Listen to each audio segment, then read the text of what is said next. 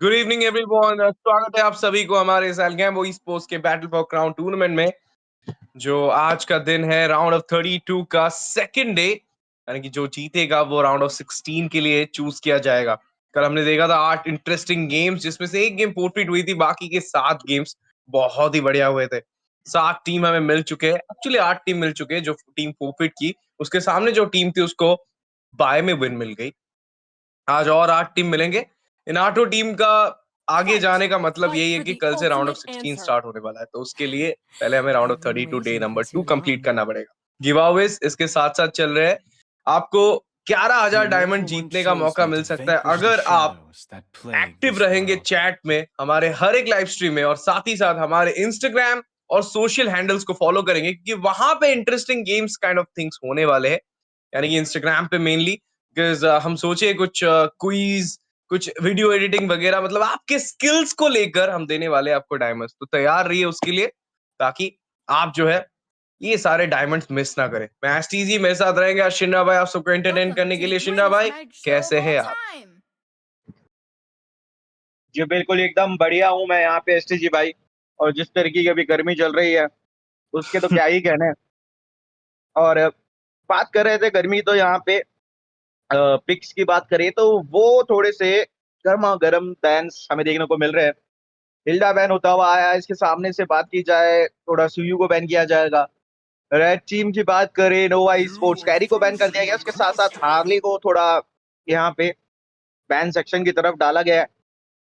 अब देखा जाए तो अभी बैन में ज्यादा कुछ मतलब हाई ड्राफ्टिंग वाला बैन नहीं हुआ है। ज्यादातर देखा जाए तो सिर्फ वही हीरोज बैन हुए हैं जो सामने वाले को दिक्कत देंगे। तो इसलिए कुछ सोच समझ के जो उनका कॉम्प है उस हिसाब से चलते हुए जाएंगे, और इसलिए यहाँ पे ये बैन देखने को मिल रहे हैं। अभी तीसरा बैन आना बाकी है और वो आएगा फोबियस। चलिए, फोबियस को बैन किया जाएगा। यहाँ पे पहला पिक की करा रहेगी यहाँ पे टीम आरटीआर। इनकी तरफ से पहला पिक क्या आ सकता है देखना पड़ेगा। क्या वो ड्रैगन होने वाले हैं, क्या वो हाइपर की तरफ जाएंगे, क्या वो मेज की तरफ जाएंगे, क्योंकि जूशिन अभी भी ओपन है बैटलफील्ड के अंदर। और जूशिन को अगर आप ओपन छोड़ते हो तो फिर आपको पिक करना लाजमी रहेगा। फर्स्ट पिक अगर आप उठाते तो दिक्कत होगा, लेकिन यहाँ पे जूशिन नहीं उठाया जाएगा, यहाँ पे जेतियन को उठाया जाएगा। और जेतियन जूशिन से ज्यादा आप प्रायोरिटाइज कर रहे हैं, ये थोड़ी सी देखने वाली बात होगी एसटीजी। डेफिनेटली, क्योंकि जूशिन हमेशा एक फर्स्ट पिक प्रायोरिटी होती है, लेकिन यहाँ पे जेटियन गए हैं टीम आरटीआर, तो कुछ सोच तो रखे होंगे उस जेटियन पिक के पीछे यहाँ पर। लेकिन यहाँ पे जूशिन का आना, मार्शल भी जो है वो पधार चुके हैं। तो एक तरीके से बोल सकते हैं कि नोवा ई स्पोर्ट्स यहाँ पे रेडी है, तैनात है अपने इस गेम नंबर 1 के लिए। और उस तरफ से टीम आरटीआर वो कोशिश कर रही कि कम से कम कुछ तो कॉम बने उनके तरफ से। बट प्रोजेक्टरी की बात करें तो जूशिन अगर आप ले रहे थे तो मार्शल की कोई जरूरत नहीं थी, आप कुछ और पिक भी कर सकते थे, क्योंकि आपको थोड़े से प्रोजेक्टरी हीरोज चाहिए। किमी, गॉड जैसे कुछ मिड लेनर, या फिर बीट्रिक्स, स्ट्रेंजर जैसे कुछ गोल्ड लेनर मार्शल के साथ बहुत ही अच्छा कॉम्बिनेशन बनाते हैं शिंदा भाई। बट यहाँ पर कुछ और सोच के साथ नोवा उतरी है, तो देखते हैं नोवा क्या करने वाली है इस नए कॉम्बिनेशंस के साथ। But Zetian being there, अच्छा मैं सोच रहा था कि ग्रॉक का आगमन हो, लेकिन नहीं, यहाँ पर कुछ अलग सा कॉम्बिनेशन के साथ जाती हुई टीम आर्टिया going for the Khaleed as well as the Clint. Last pick अभी आने वाला है, फर्स्ट पिकिंग फेस का from the side of team Nova, and they will go for a Freya. ये फ्रेया फ्लेक्स है, it's can played in EXP, so do into the gold. But Sindra bhai, what I know about Nova Esports from the very beginning, like मैंने जब cast किया था round of 64 पे, तो नोवा बहुत अच्छा खेली थी भाई। मतलब they literally played so well, they were so dominating from the start। और बहुत ज्यादा जो है वो मैक्रो सेंट्रिक गेम प्ले दिखा रहे थे, तो आज भी शायद से उनके तरफ से कुछ सेम हमें देखने को मिले। आई थिंक मार्शल के साथ इनको ग्रेंजर ही जाना चाहिए। प्रेयर को आप भी भेज दीजिए अभी। और ग्रेंजर अगर आप उठा लेते तो वो आपके पास एक बर्स्ट पोक रहेगा जो सामने से अच्छा खासा पोक दे पाएगा। और जो गोल्डन आवर है, जो अल्टीमेट है मार्शल का, उसका पूर्ण रूप से फायदा उठा पाए। वरना फिर मार्शल है ना यहाँ पे सिर्फ इसलिए हो जाए कि आपने फोर्स पिक किया है ताकि सामने एनिमी के पास ना जा सके, तो वो वाली स्थिति यहाँ पे बनती हुई जाएगी। लेकिन आपको अगर आप अपना जो पोटेंशियल है वो निकालना है, तो यहाँ पे कहीं ना कहीं एमएम के तौर पे आपको ग्रेंजर उठाना पड़ेगा और उसके साथ साथ bored कुछ with ऐसे हीरोज time. आपको उठाने पड़ेंगे जो प्रोजेक्टली डैमेज दे सके, और वो देखने वाली बात होगी। अब आखिरी बैन के लिए क्या बैन करना चाहिए? चलिए ब्रीटिक्स यहाँ पे बैन किया जाएगा। ये थोड़ा सोच समझ के किया है, जानबूझ के टारगेट किया है कि ब्रीटिक्स ना उठा पाए ताकि मार्शल के साथ जो एक कॉम्बो बनता है उसको डिनाई किया जाए। तो यहाँ कहीं ना कहीं वो टारगेट बैनिंग देखने को मिल रही है। आखिरी बैन रहने वाला है, टीम आरटीआर क्या बैन करती हुई दिख सकती है? ग्रेंजर एक प्रबल दावेदार हो सकते हैं बैन में, अगर बीट्रिक्स बैन करे तो सोच तो यही है कि फ्रेया जो है ईएक्सपी जा रहा है, उसके कारण ही आपको ये सारे बैन्स देखने को मिल रहे हैं अभी। फिलहाल के लिए मुझे लग रहा है कि कहीं ना कहीं ग्रेंजर को यहाँ पर डिनाई करने की कोशिश करेंगी team RTR, but they have a lot of choices शिन्ना भाई, इफ यू नो कि अदर देन ग्रेंजर यहाँ पर आप कुछ और हीरोज को भी बैन कर सकते हो, like okay they gonna go for this Hayabusa. पर जंगल पे क्या अभी पिक हो सकता है? जॉय, लियोमोल्ड, ये 2 पिक आप देख सकते हो, या फिर उसके अलावा जो है फेडरिन, बाक्शा जैसे कुछ पिक्स भी आ सकते हैं इनटू द यूटिलिटी, क्योंकि ग्विनी को बैन कर दिया गया है और लियो का नाम लिया तो लियो हाजिर है यहाँ पर टीम नोवा ई स्पोर्ट्स की तरफ से।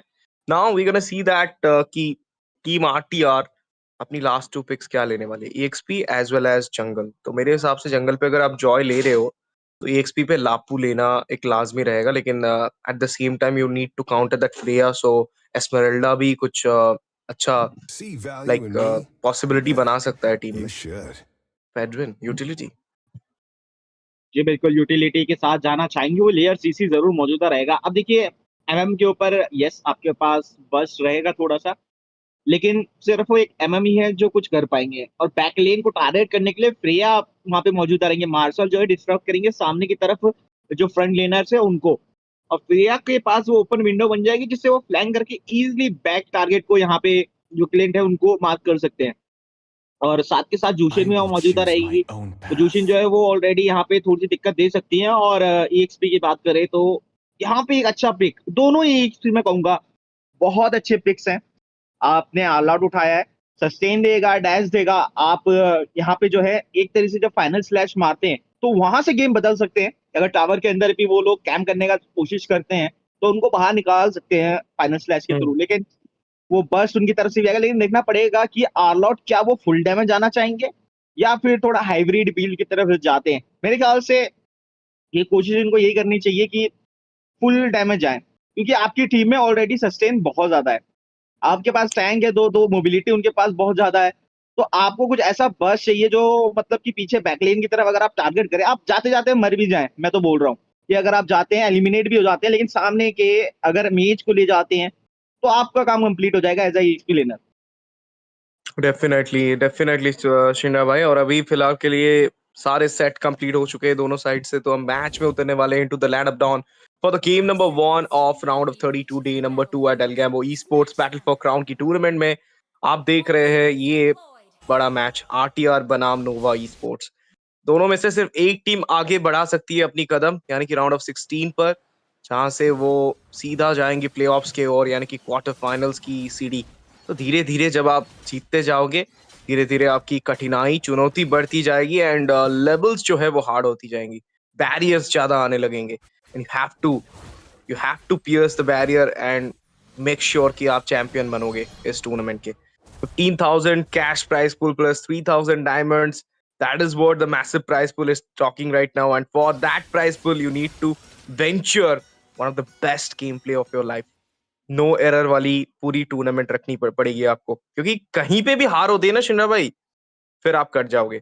सिर्फ BO3 सेमीफाइनल से स्टार्ट है, फाइनल आपका BO5 है, बाकी के सारे मैचेस आपके BO1 रहेंगे। तो every game is a knockout game, every game is a do or die for yourself till the semifinals. तो यहाँ पे एग्जैक्टली, सेकंड चांस की कोई गुंजाइश नहीं है। बिल्कुल। और ये थोड़ा सीरियसपन भी दिखाएगा गेम के अंदर ना, तो टीम जो है थोड़ा BO3 को थोड़ा हल्के में ले जाती है फर्स्ट गेम को, वो यहाँ पे नहीं दिखेगा। तो फुल कमिटमेंट देखने को मिलने वाला है। उधर की साइड ही बात करें, यहाँ पे विन डीजल वो मौजूदा रहेंगे, यानी कि फैमिली, समझ रहे हैं आप एसटीजी भाई, फैमिली। ये तो बढ़िया बात आपने करी है, तो पूरा समझ गया मैं, लेकिन अभी तक किल किसी की तरफ से स्टार्ट नहीं हुआ है। दोनों की तरफ से बहुत ही डिफेंसिव अप्रोच चल रही है। थोड़ा-सा बर्स्ट वहाँ पे आता हुआ, poking with oh that does a tornado. क्या यहाँ पे किल पिक कर पाएँगे? फ्लैटन फ्लेयर का इस्तेमाल करते हुए ज़ूशिन यहाँ पर दिक्कत देते हैं। पीछे से फैंटम स्ट्रीट का इस्तेमाल, लियोमोड आगे आएँगे, फर्स्ट ब्लड यहाँ पर ज़ोरा ही पिक करेंगे। With that we gonna see the feather air strike, नहीं बल्कि अप्रीजर्स रेत का इस्तेमाल, and Leomord will deny that Fredrinn. या 2 फॉर नन का ये ट्रेड जंगलर को निकाला, और no, it's became a 3 for none with a turtle into the hand. Last पे वो ज़ेटियन को भी जो है पनिश कर दिया फ्रेया ने। That was a nice precise calculative rotation from the Freya from top to the mid. अब मैं यही बोल रहा था कि जूचिन अगर आप ओपन छोड़ोगे तो बहुत बड़ी गलती करोगे आप। जीतने के लिए आपने जूशिन जोड़ा था, एक ऐसा मैच जो सबसे ज्यादा बैन होता है टूर्नामेंट्स में और सबसे ज्यादा दिक्कत देता है। और फिर यूटिलिटी जंगलर भी आपने लिया है एज अ फ्रंट लेनर के टॉप टाइम पे, आपने जो है यहाँ पे खलीद लिया है।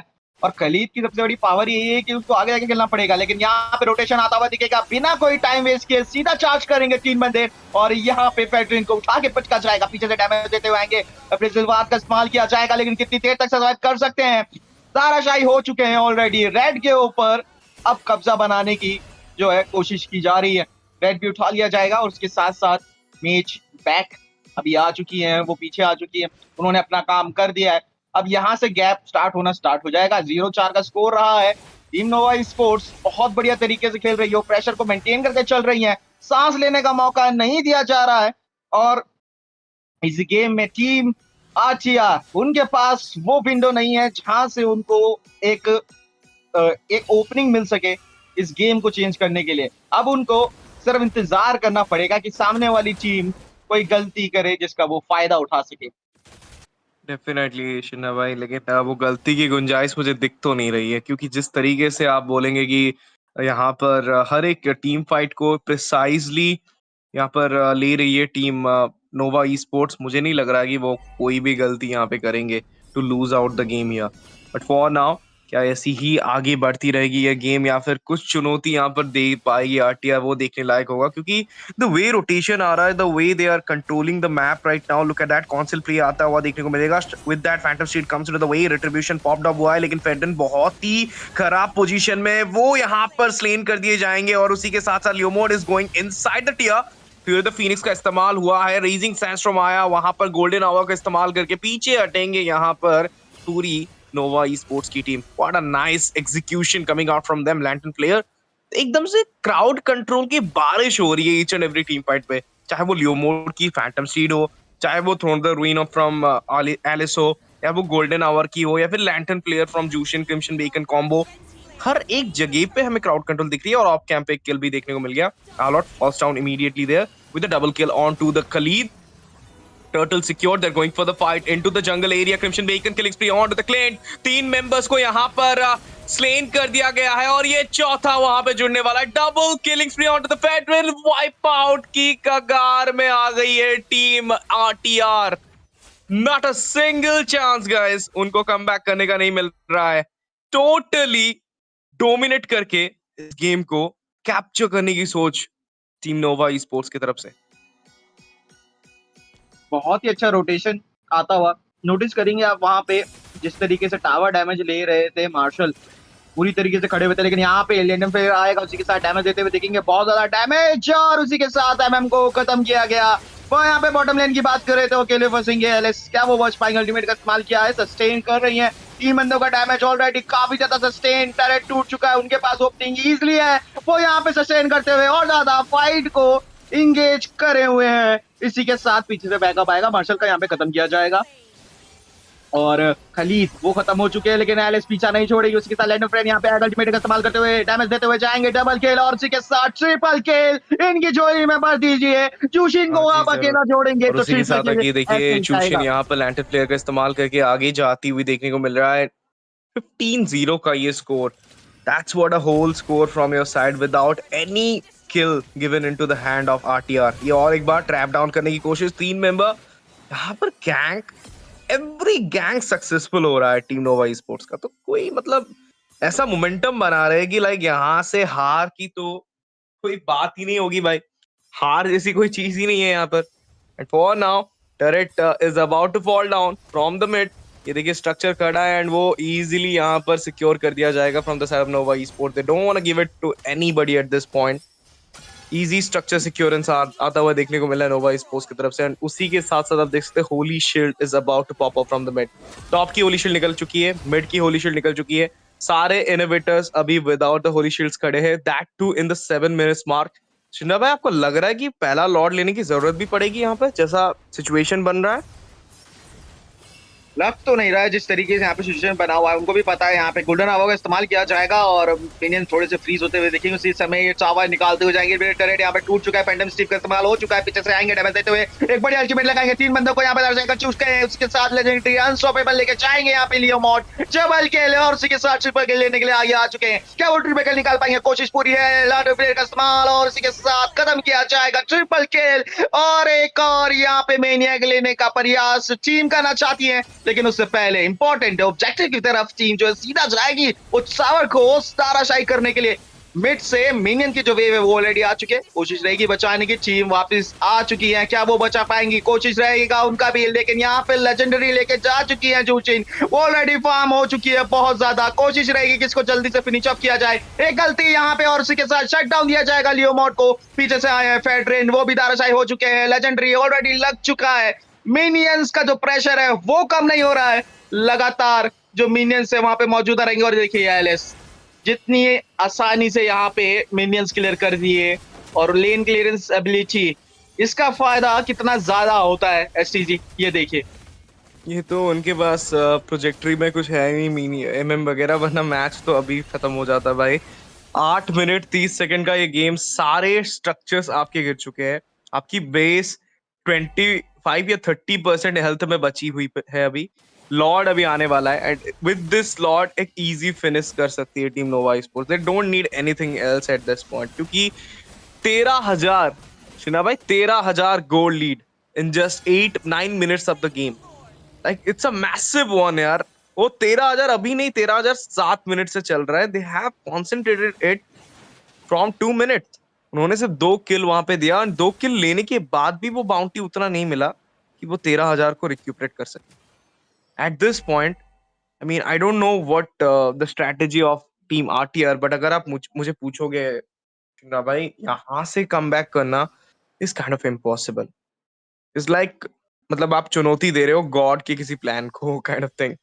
एम्बापे बन रहे हो आप अर्जेंटीना वर्सेस फ्रांस के मैच में, फिर भी एम्बापे हार गए थे भाई। अच्छा तो अच्छा, भाई ऐसा डेफिनेटली ऐसा आपको होने वाला है क्या? और यहाँ पे देखिए उठाया जाएगा सीधा, ऑल आउट को पीछे धकेल दिया गया है और पीछे से यहाँ पे आएंगे, अल्टीमेट का इस्तेमाल खत्म करेंगे। क्रिस्टल पे लॉक ऑन हो चुके हैं लॉर्ड वहां पे, लेकिन अभी भी जो फाइट है वो जारी, लेकिन कितनी देर तक? क्रिस्टल के ऊपर हमला, क्रिस्टल फटा और उसी के साथ ये विक्ट्री है जो टीम नोवा स्पोर्ट्स वो अपने नाम करती भी। कोई चांस ही नहीं दिया, वो ओपनिंग स्पेस ही नहीं दी जहां से जो दूसरी टीम है वो वापसी कर सके। और जिस तरीके के मैच हाइलाइट्स की बात करेंगे, देखिए जिस तरीके से आए अंदर सीधा अल्टीमेट का इस्तेमाल किया। लॉर्ड ऑलरेडी क्रिस्टल पे था, डिफेंड करने का चांस ही नहीं था, लेन क्लियरिंग पे इतनी अच्छी नहीं थी। आपने जूशन सामने दे दिया जेटियन के पक्ष में ना होते हुए, और यहीं से आपका जो है दिक्कत आपको आने लगा। अब बात की जाए यहाँ पे जिस तरीके से रोटेशन आप बात कर रहे थे एसटीजी की, ये टीम नोवा स्पोर्ट्स जो मैक्रो खेल रही थी, बहुत अच्छी तरीके से खेल रही थी, वो हमें यहाँ पे देखने को मिला। जिस तरीके से रोटेशन था, मौके का फायदा उठाया, वन साइडेड डोमिनेशन मैं कहूंगा वो यहाँ पे दिखाई है इस समय नोवा स्पोर्ट्स ने। जरूर, डेफिनेटली एक बहुत ही बड़ी विन यहाँ पर मिलेगी टीम नोवा ई स्पोर्ट्स को विदाउट एनी हसल। मैं बोलूंगा एक इजी विन जो उन्होंने पूरे डोमिनेशन के साथ लिया है, सिक्योर किया है, और सिर्फ विन नहीं बल्कि सिक्योर किया है वो spot into the round of 16। Congratulation team Nova sports. I hope in mistake से जो है सीखेंगी टीम आरटीआर और कम बैक करेगी, बाउंस बैक करेगी इन सम अदर टूर्नामेंट, इन सम अदर मतलब इवेंट्स पे। तो आशा रहेगी कि उनकी बाउंस बैक भी हमें देखने को मिले। इसी के साथ एक छोटा सा ब्रेक लेते हैं एट बैटल फॉर क्राउन, लेकिन गिव अवेज चल रही है गाइस। आपको हमेशा एक्टिव रहना पड़ेगा चैट पे, सब्सक्राइब करनी पड़ेगी हमारे यूट्यूब चैनल को, इंस्टाग्राम हैंडल और डिस्कॉर्ड पे ज्वाइन करना पड़ेगा, इंस्टाग्राम हैंडल को फॉलो करना पड़ेगा, ताकि आपको मिलेगी इंफॉर्मेशन कि कैसे आप गिव अवेज के डायमंड जीत सकते हो। मैच टीजी मेरे साथ रहेंगे शिनरा भाई। छोटे से ब्रेक के बाद आते हैं वापस बैटल फॉर क्राउन के सेकंड मैच में।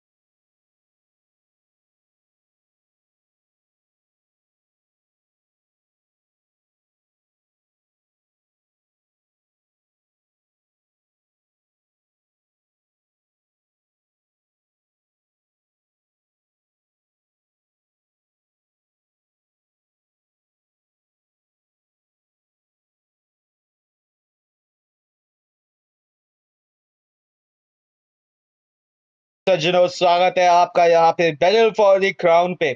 और जिस तरीके के मैचेस अभी जा रहे हैं, मैचेस और ज्यादा इंटेंस हो रहे हैं क्योंकि आपको यहाँ पे दूसरा चांस नहीं दिया जाने वाला। यहाँ पे चल रहा है बेस्ट ऑफ वन की सीरीज में अभी, और आपके जो है यहाँ पे मैच वो जा रहे हैं बहुत ज्यादा तड़कते भड़कते मैं कहूंगा। और एक जिस तरीके के मैचेस अब हमने देखे अभी गए थे, मौका नहीं दिया गया वहां कमबैक करने का, तो ऐसे मैचेस देखने के लिए तैयार हो जाइए। अब बात करेंगे यहाँ पे सामने एक तरफ रहने वाली है अपनी टीम एलएसडीई, दूसरी तरफ रहेगी टीम स्कारफेस ई स्पोर्ट्स, और उसी के साथ पहला पिक उनकी तरफ जाने वाला है। तो obvious सी बात है यहाँ पे कुछ बैन्स हमें देखने को मिलेंगे। और मैं हूँ आपका कास्टर चुनरा, मेरे साथ कास्टिंग कर रहे हैं सोल्स की। उनसे जानेंगे कि जिस तरीके अभी मेटा चल रहा है, अभी हालांकि नया पैच आया है, थोड़े से मेटा पे हमें शिफ्ट देखने को मिले हैं, तो उनकी क्या विचार है इसको लेके। तो सोल्स की भाई, क्या हाल चाल है आपके? बस बढ़िया भाई, धन्यवाद मेरे को इंट्रोडक्शन देने के लिए। और अब जैसे कि आपने बताया क्या मैटर चल रहा है यहाँ पर देखने को मिल सकता है। यहाँ पे कैरी बैन, मार्शल बैन हुआ है, जोशिन एलएसडी की तरफ से आ सकती है। बट अभी देखें तो यहाँ पर टीम स्कारफेस ई स्पोर्ट्स ने अगर यहाँ पर कैरी बैन करा तो आई एम थिंकिंग कि वो शायद से जंगलर बैन करेंगे, और नहीं यहाँ पर कलिया बैन करा है, नहीं देना चाहेंगे एक भी पिक ऑफ कॉम्प टीम एलएसडीई को। एलएसडीई के पास मौका है सुयू बैन करने का, लियो मॉट बैन करने का, फ्रेया बैन करने का, जोशिन भी खुली हुई है। तो काफी सारी चीजें खुली गई मेरे भाई। पर देखते हैं यहाँ पर टीम स्कारफेस ई स्पोर्ट्स क्या फायदा उठा पाएंगे इस ड्राफ्ट फेज में जो फर्स्ट पिक मिला उनको। और जैसे कि आपने बोला, ये डिसाइडर गेमों की बेस्ट ऑफ वन का सीरीज है ये, अभी ये टॉप 32 का टाइम है। कल देखते हैं क्या बैन देखने को मिला। फ्रेया बैन यहाँ पर चीफ प्रिया बैन आती हुई दिखेगी। और अभी थोड़ा सा ना मेरे को लग रहा है कि टीम स्कारफेस ई स्पोर्ट्स वो कहीं ना कहीं डाइविंग कॉप की तरफ जा रही है, क्योंकि पिक ऑफ बैन करते हुए दिख रहे हैं वो।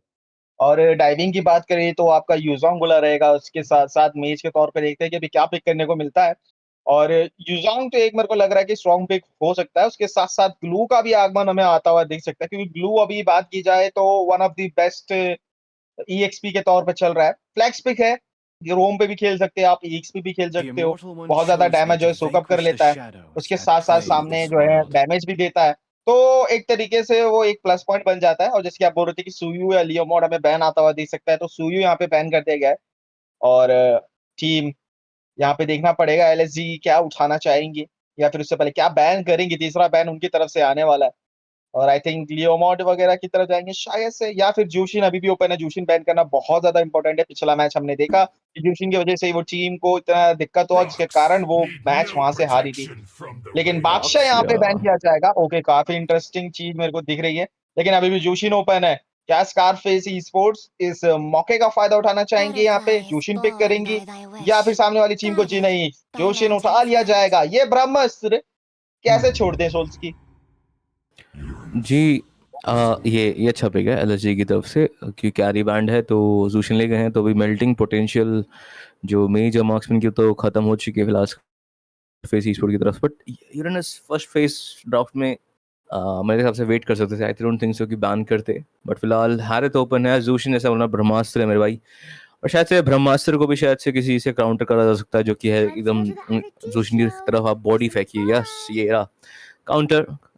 नॉट डायरेक्ट काउंटर बोलूंगा, बट एक थोड़ा सॉफ्ट काउंटर हो गया, ले लिया एक सेफ डिस्टेंस पे अपना ब्लूम फेंक सकती है। तो फिलहाल प्ले इतना सही है। और मेरे हिसाब से एग्जॉस्शन के लिए जा रहे हैं यहाँ पर। एलएसडी ने पहला यूरेनस इसलिए लिया है क्योंकि शायद से वो यूरेनस को आगे भेजेंगे कॉन्सेक्रेशन का इस्तेमाल करके, फटाफट लांटन फ्लेयर को फटाफट से उनको एग्जॉस्ट करेंगे, ताकि और टीम को एक ओपन स्पेस मिल सके।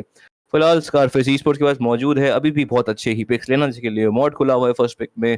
आप फिर डिनाई कर सकते हैं कोई जंगल, क्योंकि बाक्शे बैन हो चुका था। Leomord as a snowballer काफी अच्छा पिक हो सकता है यहाँ पर। फिलहाल देखते हैं यहाँ पर क्या लेंगे team Scarface e sports. EXP में आज आपने बोला यूजोंग वगैरह खुला है। यूजोंग मेरे हिसाब से यूजोंग या लापू दोनों ही डिले के खिलाफ अच्छा चल सकता है। ईएक्सपी में अगर आप देखें तो जी हाँ, बिल्कुल लियो मॉड लेना चाहेंगे। ईएक्सपी शायद से देखने को मिले नहीं। यहाँ पर अगेन डाइविंग कॉम, जैसे आपने बोला लियो मॉड क्लॉड के साथ यहाँ पर आगमन होगी फुली।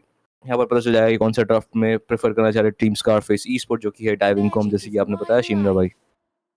हरत जो बिल्कुल ऑस्ट्रेलिया यहाँ पे हैरियत का आगमन होगा, और हैरियत के साथ एक अच्छा खासा आपको, अगर हैरियत की पोजीशन अच्छी मिल जाती है तो वहां से वो डैमेज बहुत अच्छी तरीके से दे पाएंगे। और हम देख रहे हैं कि अभी हैरियत भी काफी अच्छी तरीके से मेटा पे वापिस आए हैं जब से स्टाइलियम साइड बफ हुआ है आपका।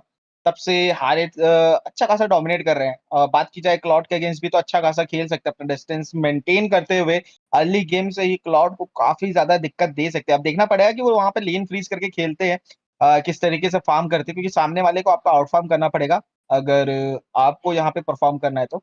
लेकिन उससे पहले फोबियस यहाँ पे डिनाई किया जाएगा, एक अच्छा खासा काउंटर हो सकता था, क्योंकि डैश यहाँ पे बहुत ज़्यादा यूज़ होता। और दूसरी तरफ यहाँ पे हार्ले को बैन किया जाएगा। ऑप्शंस अभी भी बहुत सारे खुले हुए हैं, देखा जाए तो। लियो मोड आपने उठाया ज़रूर है यहाँ पे, लेकिन क्या यहाँ पे गुनीवर भी आ सकती है अगर बात करें स्कारफेस ई-स्पोर्ट्स की तरफ से? जी हाँ, लाइक अगर आपके पास ईएक्सपी पे खैर यूरेनस है, अगर आप अपना कॉम्बिनेशन बैठा पाएँ, जैसे कि गुनेवर प्लस जैसे आपने बोला भाई ग्लू तो बैन हो गया, बट अगर हम गुनेवर की बात करें जैसे जंगलिंग, तो थोड़ा कॉम्बो बैठाना पड़ेगा रोम और गुनेवर को इस मैच में, क्योंकि स्पेशल माइग्रेशन पे डिपेंड करना थोड़ा-सा मेरे हिसाब से मुश्किल होता है। फिलहाल गुनेवर बैन लेकिन लगातार 1, 2, 3 जंगलर बैन कर दिया है टीम एलएसडी के खिलाफ। तो जी, बिल्कुल।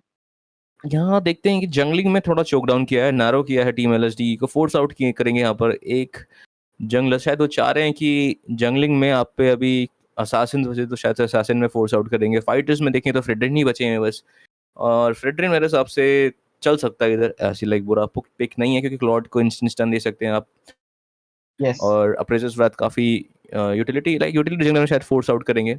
फिलहाल अभी रोम भी बचा हुआ है, तो रोम भी जाना चाहे। रोम में ग्रॉक खुला हुआ है, आपका पिक ऑफ की बात करें तो काजा खुला हुआ है, Kaja with Lylia I think is a good pick. तो देखते हैं यहाँ पर क्या देंगे टीम एलएसडी, क्या लेना चाहेंगे यहाँ पर। नहीं, यहाँ हाइलोस जाएंगे यहाँ पर, ठीक है। आई ओके, थिंक मोबिलिटी काफ़ी सही रहेगी यहाँ पर। मोबिलिटी बहुत ज़्यादा रहेगी, लेकिन आप एक बार नोटिस करेंगे कि बहुत ज़्यादा मैजिक हो गया, फिजिकल एक भी नहीं है यहाँ पे टीम एलएसडी के पास, और पूरी हैवी मैं कहूँगा यहाँ पे मैजिक के साथ जाना चाहती है। और यहाँ पर अगर एक रेडिएंट और एक अथीना आ जाता है, तो आप पूरी तरीके से टीम को यहाँ पे डिनाय कर सकते हैं। रेडिएंट के साथ तो और ज़्यादा स्लो डाउन ज़रूर वहाँ पे रहने वाला है। तो आप एक तरीके से हाइपर कैरी की सिचुएशन की तरफ जा रहे हैं, जहाँ पे आप हैरिथ को फार्म कराएँगे और सामने की तरफ रहेंगे कि हैरिथ ही आपका जो यहाँ पे फिनिश भी करेगा और डैमेज भी देगा। और उसी को वहाँ पे काउंटर करने के लिए आपको अब कुछ ऐसा पिक करना पड़ेगा जो अच्छा खासा हो। और यहाँ पे एलिस का आगमन बहुत बढ़िया, लेन क्लीन एबिलिटी आपके पास बहुत अच्छी मिल जाएगी, डिफेंस आपका बढ़ जाएगा, बैक लेन को आप टारगेट कर सकते हैं। उसके साथ-साथ आप पोक करके बाहर भी निकल सकते हैं। तो ओवरऑल बहुत बढ़िया यहाँ पे चल रहा है। और उसी के साथ ओके। बेलरिक यहाँ पे आता हुआ, ये थोड़ा-सा आउट ऑफ द बॉक्स लग रहा है मेरे को आता हुआ, लेकिन कहीं न कहीं ये ना एक तरीके से मैं कह रहा हूँ सेट ट्रैप लगाया जा रहा है कि आपको सीसी इतना ज़्यादा मिलेगा कि आपको हिलने का मौका नहीं मिलेगा, आपको वो कॉम्बो प्रॉपर्ली नहीं आएँगे। लेकिन अगेन यहाँ पे थोड़ा-सा सिनेरियो अभी चेंज हो सकता है और हायाबुसा यहाँ पे उठाया जाएगा। ओके, हायाबुसा बहुत अच्छी चॉइस है। आपके पास और कोई ऑप्शन बचे भी नहीं थे। बैकलेन को टारगेट कर सकते हैं आप, यस, जाके, लेकिन आपको बहुत सँभल के रहना पड़ेगा, क्योंकि बैलेक की नज़र में अगर आप आ गए गलती से और बैलेक ने अगर अल्टीमेट लगा दिया, तो फिर वहाँ से बचना आपके पास से बहुत ज़्यादा मुश्किल हो जाएगा। तो देखते हैं किस तरीके से यहाँ पे एग्ज़ीक्यूशन निकलेगा। लेकिन अर्ली गेम वो बहुत ज़्यादा यहाँ पे गेम डिसाइडिंग होने वाला है, क्योंकि अगर हायाबुसा को अर्ली गेम पे 3 किल मिल जाते हैं, then he will be unstoppable. जी, बिल्कुल। और थोड़ा-सा मैं यहाँ पर बेलरिक और एलिस तो ठीक है, लाइक एलिस मेरे हिसाब से काफ़ी वहाँ पे काफ़ी मोबाइल हीरोज़ है, तो काफ़ी लाइक फ्लिकर लाई हैं। जी, बिल्कुल फ्लिकर लाई हैं, तो मेरे हिसाब से चल सकती है एलिस, बट फिलहाल देखते हैं यहाँ पर हमारे बेलरिक को कैसे चलाएँगे। सामने बोला आउट ऑफ सिलेबस। बात करते-करते हम आ गए हैं लैंडन डाउन के आज का दूसरा गेम इस टॉप 32 की लड़ाई में। ये होने जा रहा है स्कारफेस ई-स्पोर्ट्स बनाम टीम एलएसजीई। दोनों ही जंगल स्टार्ट करेंगे अपने-अपने ब्लू बफ से। फिलहाल देखें तो बॉटम लेन मैचअप में कुछ होने वाला है नहीं, क्योंकि दोनों ही सस्टेन्स हैं, दोनों ही स्टैंड बैक करेंगे। और अगर आप देखें तो लिलिया के पास जो है अर्ली गेम पोटेंशियल काफ़ी है, अलॉन्ग विद दैट ज़ूशिन, तो मिड लेन में काफ़ी तड़कता-भड़कता मैचअप देखने को मिलेगा। 3 नहीं 2 प्यूरीफायर और एक रिवाइटलाइज़। फिलहाल देखें तो मिड में मिलेगा शॉक वेव लिलिया की तरफ से, काफ़ी ज़्यादा लो यहाँ पर हमारे बेलरिक भाई। मिला है शैडो, करेंगे शूरिकन का इस्तेमाल, बट नहीं, नाकामयाबी मिलेगी उनको मानने में। बट शायद से नहीं, लीथो वॉन्डर भी ले गए यहाँ पर हमारे लियोमॉड भाई, और लियोमॉड ने यहाँ पर काफ़ी अच्छा मैं बोलूँगा माइक्रो गेम प्ले ले गए हैं। टॉप की तरफ का एक क्रीप जो कि हायाबुसा लेने आ रहे थे, बट नहीं ले पाएंगे शायद से। क्या ले पाएंगे? नहीं, शायद ले गए हैं। वाह भाई वाह! ये थोड़ा मैं बोलूँगा यहाँ पर ये अच्छा माइक्रो प्ले था यहाँ पर टीम एलएसडी की तरफ से। तो बिल्कुल वहाँ पे डिनाई किया जाएगा, और थोड़ा-सा भी लेट, कुछ 2 सेकंड का भी लेट आपकी टीम के लिए यहाँ पे बहुत बढ़िया तरीके से रह सकता है। और लियो मोड अभी लेवल 4 होने में उनको काफी ज्यादा समय लगेगा और यहाँ पे थोड़ा सा होल्ड करके खेल रहे हैं क्लॉड बहुत अच्छी तरीके से, लेकिन एचपी उनकी भी कम है। और दूसरी साइड पे अगर देखा जाए तो हैरिर को अभी थोड़ा और फार्म करना पड़ेगा। और बॉटम लाइन की बात करें, ज्यादा कुछ खास चलेगा नहीं, यहाँ पे सस्टेन ही करते हुए जाएंगे हीरोज और एक दूसरे को सिर्फ जो है बिजी करके रखेंगे जब तक लेवल 4 नहीं होती, क्योंकि टर्टल जब आएगा वहां से गेम थोड़ा इंटरेस्टिंग होना स्टार्ट होगा। विशाल अभी भी यहाँ पे जा रहे हैं और नहीं के जंगल का वहां पे फार्म लेते हुए दिख रहे हैं। लेवल 4 अभी तक नहीं हुए, लेवल 4 उनको बहुत ज्यादा इंपॉर्टेंट रहेगा। लेकिन मिड लेन की तरफ नजर डालेंगे, एक बार कॉट शैडो लगाया, फर्स्ट ब्लड लेके गए हैं यहाँ पे और बेलरिक सीधा दाराशाही हो चुके हैं और अंदर की तरफ आए थे। कौशल नहीं मेरे भाई, नहीं, ये नहीं करना था आपको। Phantom stead desperate game play, साथ में था ऑफ रूइन भी, बट दो बंदे आए आपके इमोबलाइज में, बट वहाँ पर कोई मौजूद नहीं फॉलोअप देने के लिए, तो ये सरासर टीम फाइट जाएगी पूरी यहाँ पर टीम LHDE को। आपने देखा वहाँ पर कुशाल ने वहाँ पर पहले अंदर गए, फिर उन्होंने वो क्या बोलते हैं पूरा ले नहीं पाए उस गॉब्लिन को ढंग से, फिर दोबारा अंदर गए, तब तक हायाबुसा ने मिड लेन में किल निकाल के उनके पास पहुंच भी गए थे।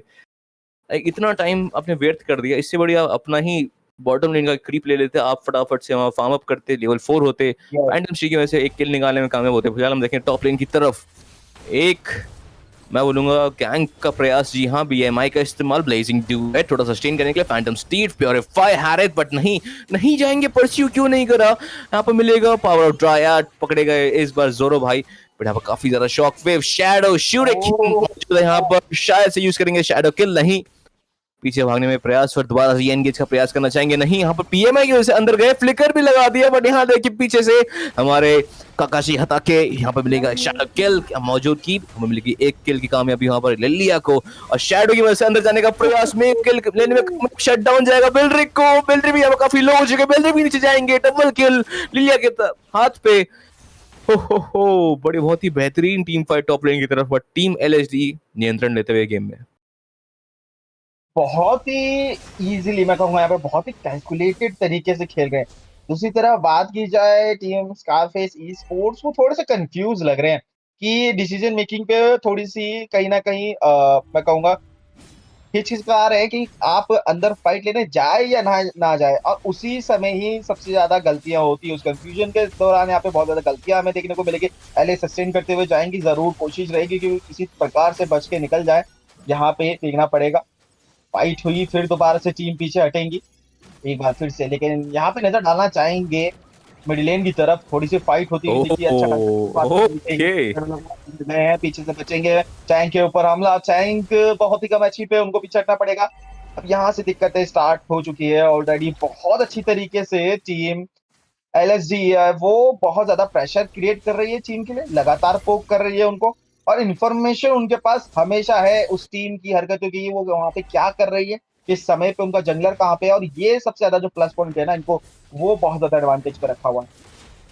जी बिल्कुल, और स्टार्लियम साइड की वजह से देखिए आप यहाँ पर रिवाइटलाइज का इस्तेमाल, यहाँ पर पावर ऑफ ड्रायर्स भी, यहाँ पर मिलेगा फैंटम स्ट्रीट, यहाँ पर मिलेगा एक ग्लो इस्पात, लियो ने चुराया कछुआ महाराज, बट नहीं, दराशाई वहाँ पर बेलरिक ब्लेजिंग डुएट, शैडो किल, डबल किल, हैरेट एक किल, यहाँ पर हायाबुसा वो डबल किल, हायाबुसा एकमात्र बंदा बचा हुआ है, क्या जाएंगे वाइप आउट के लिए, जी हाँ बिल्कुल, ब्लैक शूज का इस्तेमाल, बट नहीं कर पाएंगे वाइप आउट, यहाँ बच जाएंगे जूशिन, बट क्या ही गेम प्ले, एक टर्टल किल आपने गवाई, 4 जाने अपनी तरफ से स्कारफेस ई स्पोर्ट्स दुविधा में इस मैच में। दोबारा से यहाँ पे मिलेगा शैडो के जाएंगे अंदर, नहीं, यहाँ थोड़ी सी एजिंग करवा दी हमारा हायाबुसा भाई ने हमको, बट फिर मिड लेन टर्ट लेने जाएंगे यहाँ पर फटाफट। जी बिल्कुल, गरम करके ठंडा ही छोड़ दिया, और उसी के साथ बार बार बच के जहाँ पे जूशिन वो निकल जाएगी, लेकिन दूसरी साइड पे मौका नहीं दिया जा रहा है। देखिए एक बार भी तुरंत लेन का प्रेशर वहां पे आ गया, रोटेशन फिर दोबारा आ गया, फार्म करने मिलेगा नहीं लियो मॉड को, सीधा किलिंग की लगाएंगे, और उसी के साथ ये फाइट अब यहाँ से जीतना नामुमकिन है। वो बेलरिक वो कुछ भी नहीं कर सकते इस समय, उनको पाने की बहुत ज्यादा आवश्यकता है ताकि उनकी जो झाड़ है वो थोड़ी सी बढ़ सके, उनका जो डैमेज है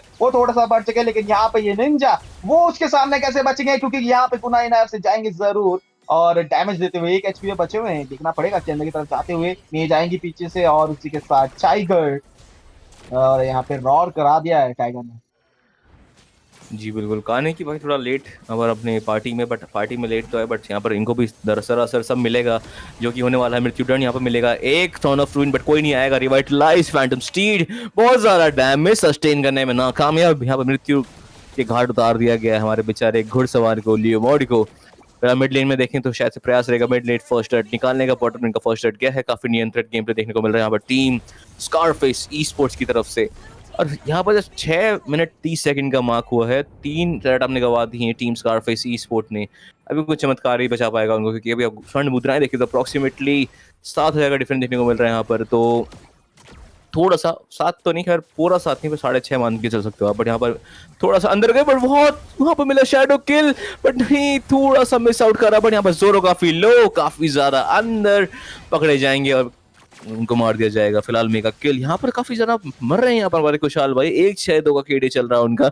मिराकल बॉय थोड़ा सा यहाँ पर जोन आउट करते हुए, फिलहाल देखिए तो यहाँ पर ब्लैक शूज मौजूद नहीं, क्या निकाल पाएंगे? नहीं, पावर ऑफ ड्रायर्स भी इस्तेमाल, प्योरीफाई तो मौजूद था, क्रिम्सन बीकन फ्लिकर निकालने में कामयाब।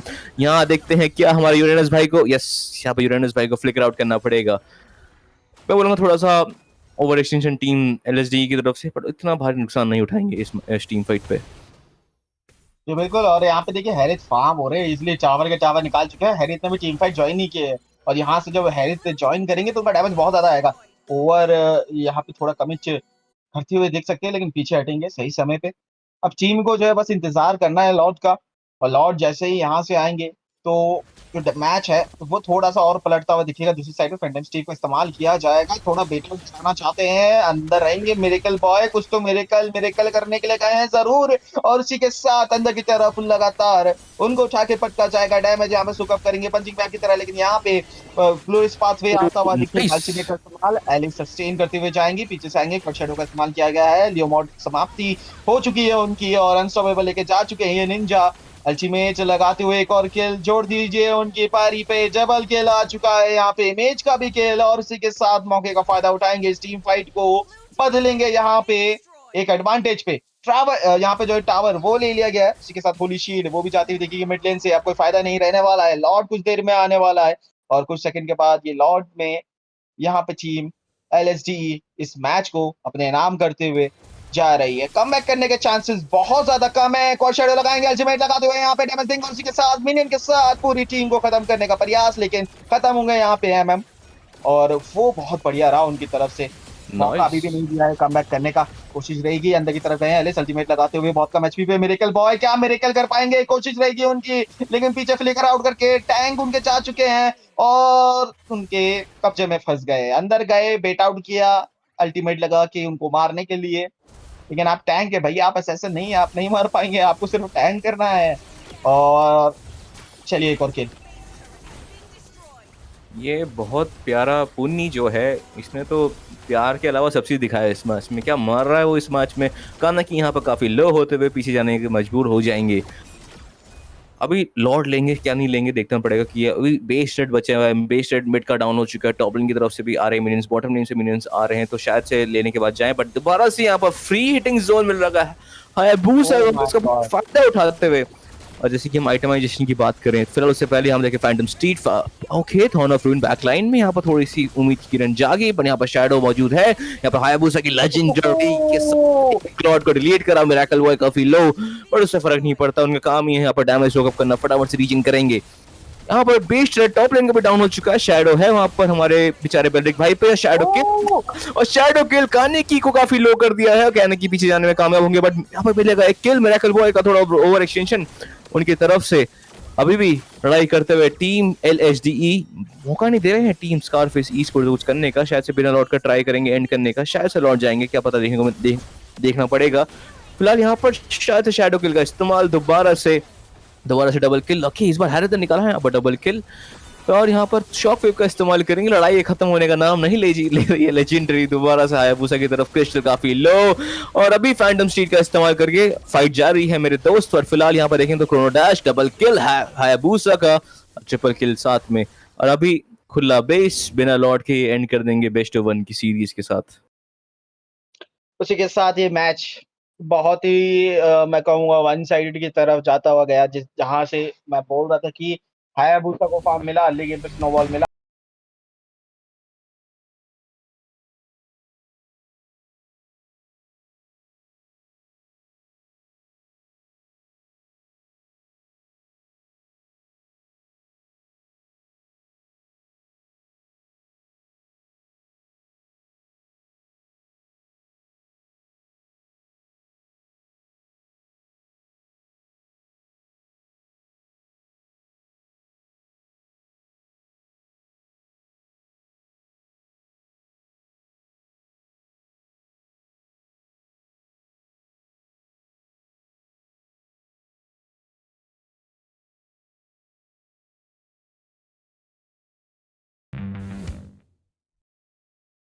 My God, like 20-1-10 almost team fight participation देखें तो 95% टीम फाइट पार्टिसिपेशन, 31 किल टोटल पार्टिसिपेट करा उन्होंने 30 किल में टीम ये हायाबुसा ने। ये बहुत प्यारा पुन्नी, लाइक बहुत बहुत बढ़िया खेला इन्होंने। बात करें यहाँ पर टीम स्कारफेस की, लाइक वो कुछ कुछ कर नहीं पाए इस गेम में मेरे हिसाब से। जी बिल्कुल, उनको क्या मौका लगता ही नहीं दिया जाए बेसिकली। लाइक एक तो जो बैलरी पिक हुआ था लास्ट में, वो है? जी बिल्कुल। अननेसेसरी पिक था मेरे ख्याल से। वहां पे बैलरी की जरूरत नहीं थी, आप दूसरे टैंक के साथ जा सकते थे, आप स्लो डाउन के साथ जा सकते थे, आप एटलेस के साथ भी चले जाते एक बार को, तब भी वो बेटर रहता। अगर एटलेस नहीं तो इवन आप सप्रेशन के साथ आप काजा के साथ भी चले जाते, तब भी आपका आई थिंक बेलरिक से ज्यादा जो है परफॉर्मेंस वो आते हुए दिखता। जी बिल्कुल, बट क्या ही करें मेरे भाई। तो गाइस ये था दूसरा गेम आज के लिए। उससे जाने से पहले आपसे आपसे एक उम्मीद नहीं, आपसे एक रिक्वेस्ट है कि प्लीज़ लाइक शेयर सब्सक्राइब कर दीजिए स्ट्रीम को, और साथ में आपके अभी गिव अवे भी चल रहा है 11,000 डायमंड्स का, तो प्लीज़ इंस्टाग्राम में जाइए, वहाँ फॉलो करिए हमारे पूरे सोशल मीडिया पैनल्स को, साथ में डिस्कॉर्ड भी ज्वाइन करिए, यूट्यूब में सब्सक्राइब भी करिए, बेल आइकन भी दबा दीजिएगा। मिलते हैं छोटे से ब्रेक के बाद मैच नंबर 3 पे।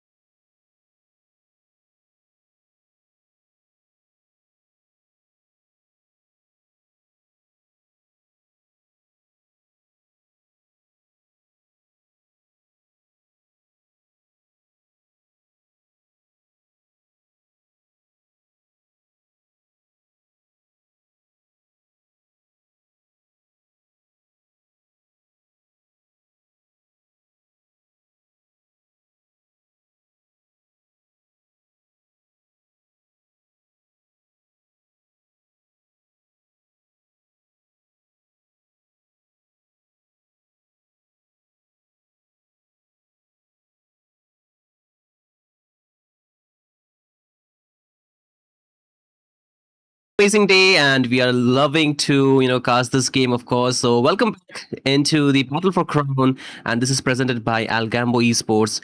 And when I say we are really excited to cast, I'm not just stretching it out. I'm not just sounding too overexcited here, but I think Solski can also relate to that because it's been a while since we have casted together, right, brother? Yes, absolutely, man. Like it's so long that we have casted it together. So yes, guys, for this match number 3 between P Weeks versus Nexus, I Solski along with Shinryu will be casting this game number 3 for this battle for crown. And Yup, and while fighting for this battle for crown, we are yep, getting so much near to getting our teams are getting near to getting their hands onto that crown, because this is top 32, and after that yeah. top 16. Then you will go for 8, then 4, then 2, then 1. Then right, Ooh. Shinryu. So again, coming back Yeah. to the drafting phase, what are your thoughts? Like how, I have come just I think yesterday to cast this tournament. You have been there from since the day Yeah, yeah. one, so you have seen these teams play. So what are these teams preferences? Like what kind of draft they want to play with? They want to go for diving. They want to go for front to back. They want to go for pickoffs. So I want to hear it Mhm. out from you. Don't worry, I got the answers for your question because currently the meta is more favoring to the front to back composition, right? So you would Yes. rather have dynamic kind of nature in your drafts just to have a little bit more room for that adaptability when you go into the game. So if anything that happens that is beyond your control, you would like to have at least a little bit backup for the late game. So you see marksmen like the Claude being prioritized, you see Harith being prioritized, carry that for the very late to late game, right? Not the early late game, but the late to late game. And then you have heroes on the mid lane that are being really prio right now, especially the roams that you will be looking at, pick-off based roams. Like you have the Kalea, you have the Kaja. These heroes are like really hitting it off. And then you have the Khalid. I think you have seen it too yourself because Khalid has been very popular in the roaming position quite a while. I think something that has not been taken off. And if you're leaving something behind, then you have the jungle. Of course, Harley has been the meta right now. You have seen it quite often. And then there's a Suyo, Leo mod always getting traded off, and Guinevere too somewhere along the line. And one wildcard entry that most people did not expect is the God, man. God, So yes, God honorable is mention. I was about to say it. yep. So that's there now in the meta, and you will be seeing these teams just circling around these kind of heroes most likely. Yeah, absolutely. Like in pickoffs, you just go for. I mean, I love to see there's Kaja and the Kalia. These are just cliches of pickoff roams. But you know what, General? Yeah. I'm Mhm. just so Go begging on. to see somebody play Chow, man. Come on, man. That's such a hot guy with a hot play style. Yeah, like I'm just waiting for someone to play that hero. That the Chow is, it provides a lot of dividend, but you gotta have to gotta wait out. So disciplined your gameplay, because one wrong move and I think it GG's for you. But never mind. Coming back to the Absolutely. drafting phase, there's the Marcel, the Harleban, as you said. There's the Freya ban as well, because in the gold there are 3 people only. Like the which is SS tier. Like the Freya, the Harith, the Claude. I think Carrie had just got a little bit down because of the recent buffs for the Harith, like the Stallion Mhm. side buff. Butterflies Yeah, born by thy true. wish. And Guided by coming back lantern's to light. the gold lane again, I think the heroes are quite limited that you want to use out there because you need to understand that the dynamic you have in your draft is very much centering around the gold lane at the very late game. Your damage is not really coming from the mid lane.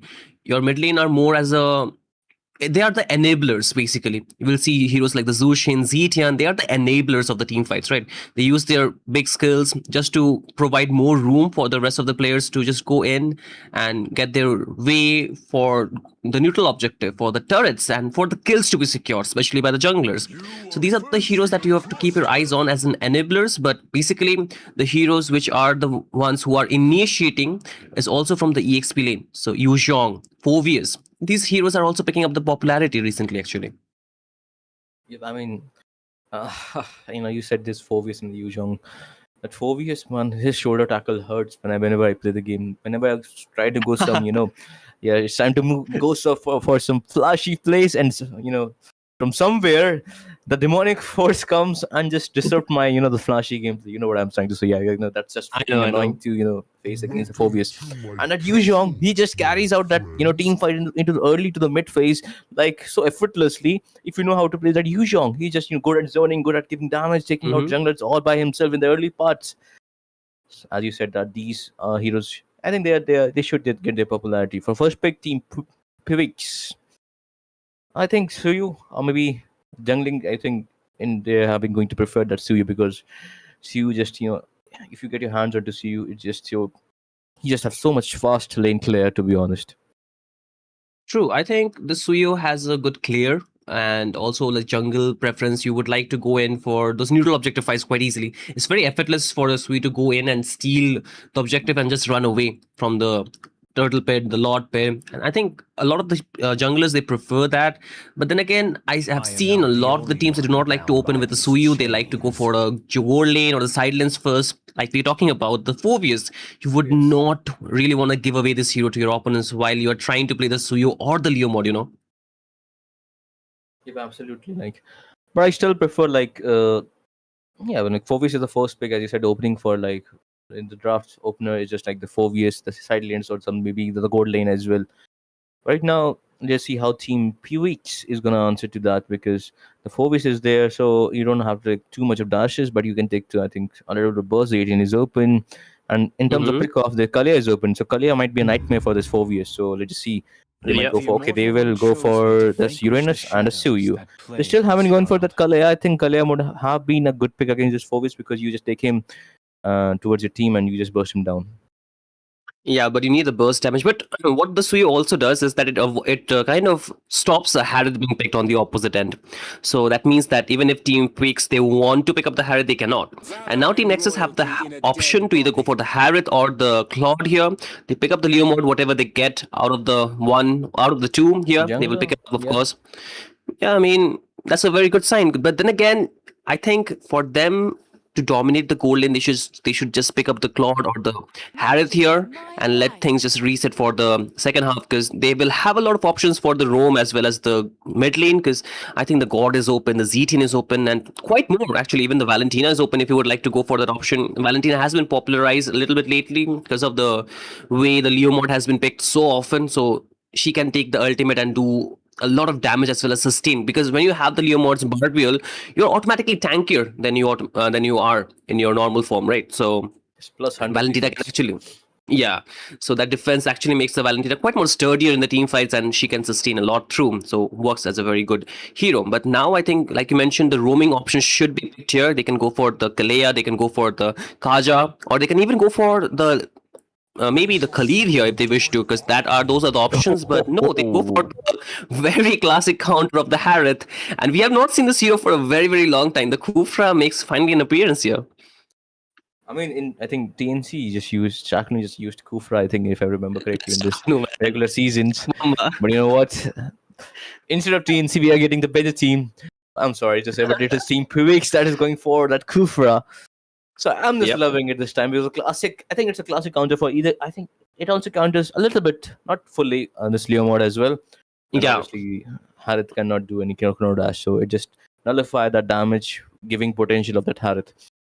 Now to the second part of the draft. They have not picked the roam. They might go for a roaming ban, either Kalea, the Kaja, or something else. A Hylos maybe.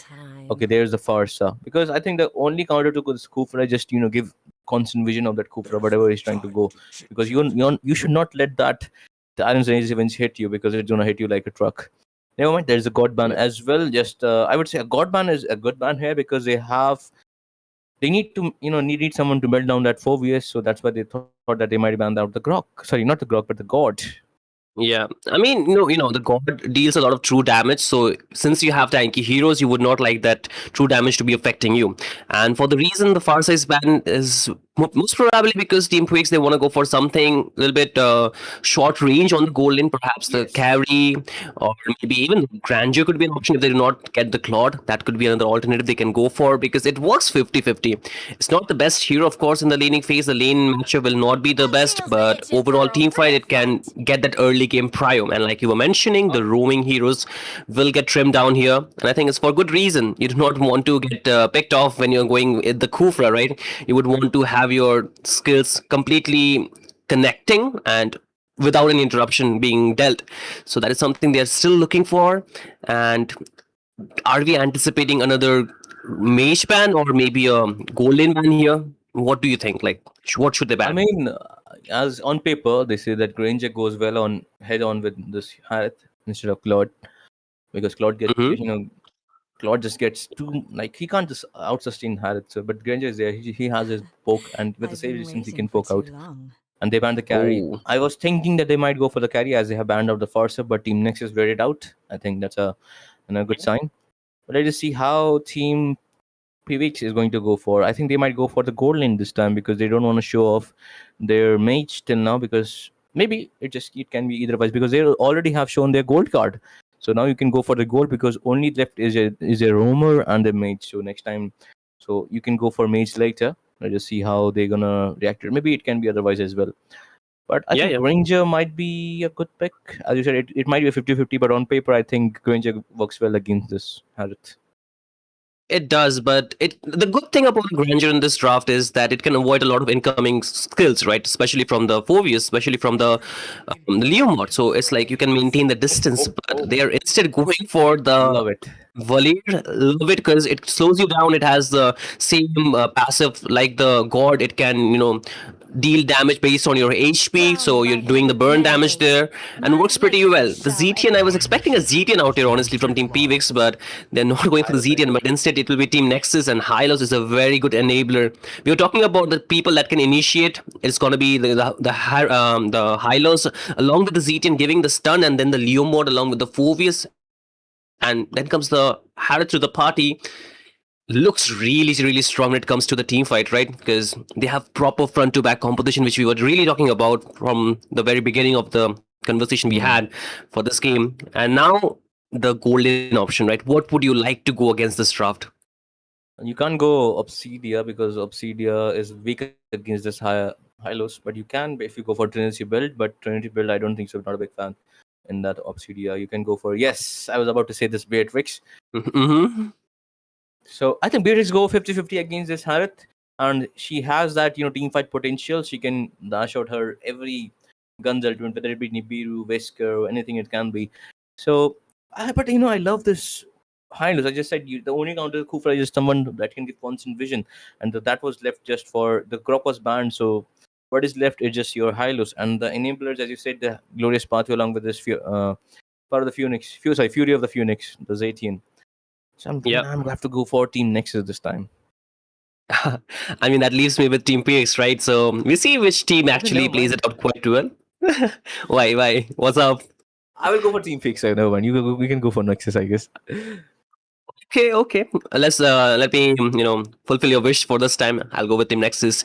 But again, being very objective about the draft is highly executional based, right? The way they will execute the draft will actually depend on the way their early game is centering around. Especially for the Suyo, he needs the early game to be working for him. For that reason, they have the Kufra to enable. They have the early damage from the Valir too. So we need to see how does that go. Okay, ladies and gentlemen, welcome into the land of draw. This is going to be another best of one between Team Nexus and Team PVX. One of them will definitely move to the next round. Other one will have their dreams shattered, their journey stopped here. So we'll see which team goes. But coming back to the point of the mid duo, we can also talk about how the Hylos actually naturally gets countered by the Valir. So I think it works pretty well when it comes down to the way they want to play the game. It kind of favors the game for Team PVX because the Hylos will not be able to open up the vision quite freely. Yep, absolutely. Yeah, as you said, that it's like a kind of a natural counter, but there is the Phobies that's coming for that, extra bit of support. But as you said, mid duo, I think that goes for Team PVX because they're Kufra and the Valir combination. But still, I think once Hylos gets his itemization, I think it might be difficult for that Valir to melt down. But if Valir does his itemization right, I think he's going to be pain for the side of Team Nexus. So they got to be, engaging very, very, very carefully against this Valor. Definitely, but the problem is they need to enable the goal lane, right? But again, the goal laners are something that will scale with the time. It's not like they will have that early game prior to. So they really need to focus on the rotation. If they're trying too heavily onto winning the jungle or winning the objective, the goal lane is something that they might lose their eyes on from. And that's where the Harith actually becomes quite stronger to deal with. I think the Harith on a Purify is very difficult to counter, first of all, because even if you connect the crowd control, it's not that anybody else can reach them. But again, overrated. The Kufra just trying to open up the map and got a taste of what can be happening to him for the next couple of minutes and instantly backs off, burning up the flicker. But now they will not have the prio for the turtle. Most likely it's a free turtle for Team Nexus here. Yep, and plus it's a dangerous grass, so you need to have your time to give out the vision. So I think the first turtle will go towards the side of team. Not I think, but it just went to the Team Nexus. Okay, there is an engage. They want to go in, but it's going to be a jump. Connects this time. No escape for just me. It's going to be just him getting taken down. There comes the Fury of the Phoenix, starting them all up. Then it's going to be Spoiler really low on HP, but can he take down Eren? And can he do? He cannot, but it's a funny one by Harith. And they take down Spoiler too at the same time. So it's going to be 2-for-1 trade, but the turtle was won by Team Nexus. And this is what I was talking about. You let your eyes off the Harith, and that's where he strikes. I mean, you just...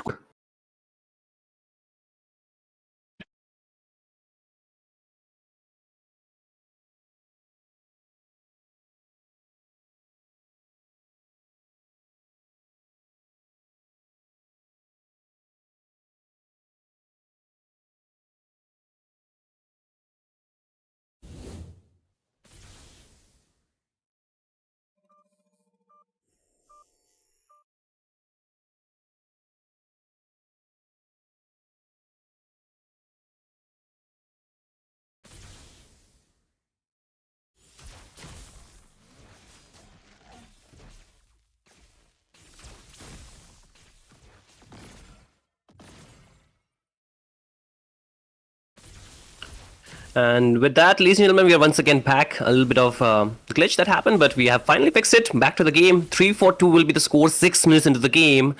And things are looking finally taking shape for Team Nexus. The last turtle of the game will be spawning soon, so we are looking for another fight here, right?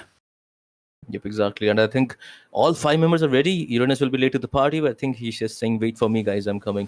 And I think he might get caught off guard right there. Might be using his consecration. No, not there.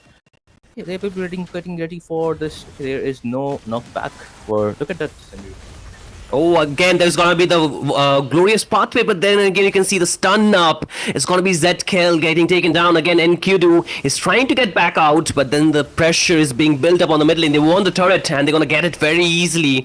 There is no there's no pushback from the side of Team PVX at all, and they are still trying to find a way out just to deal with the pressure. But again, 0 turrets whatsoever from their side, and that's gonna be a little bit more problem because they're losing the map space here. Yep, absolutely. Especially the bed late turret is down. And that was a very beautiful combo coming from that Zaytin along with that glorious pathway that has been popped off by that Hylos. We can see in the top lane there's a bit of score. You can see they are trying to give some... Okay, never mind. They'll not take the blue buff. Okay, there is a Tyrant's Revenge. But okay, no follow-up. Not before. Yeah, no follow-up right there. I would like to see some itemization because right now this Kufra is just popping off like a bubble. So I think he needs at least a Radiant Armor first of all. Okay, never mind. It's Thunderbolt. Why would you go for Thunderbolt right there? I'm not getting the point. I mean, it's actually easy to stack and you get the hybrid defense. That is what he's looking for. But as the matter of the fact, as how things are going, it's definitely not the best first item to go for. Look at the Harith. He already has his almost a core item. But there is a kill onto that Suyu. Okay, that was a 3v1. I think he died just protecting that turret. You'll remember you, Suyu, don't worry. I think yeah, we definitely do. Yeah, but I think the bottom lane first turret will fall down, I guess.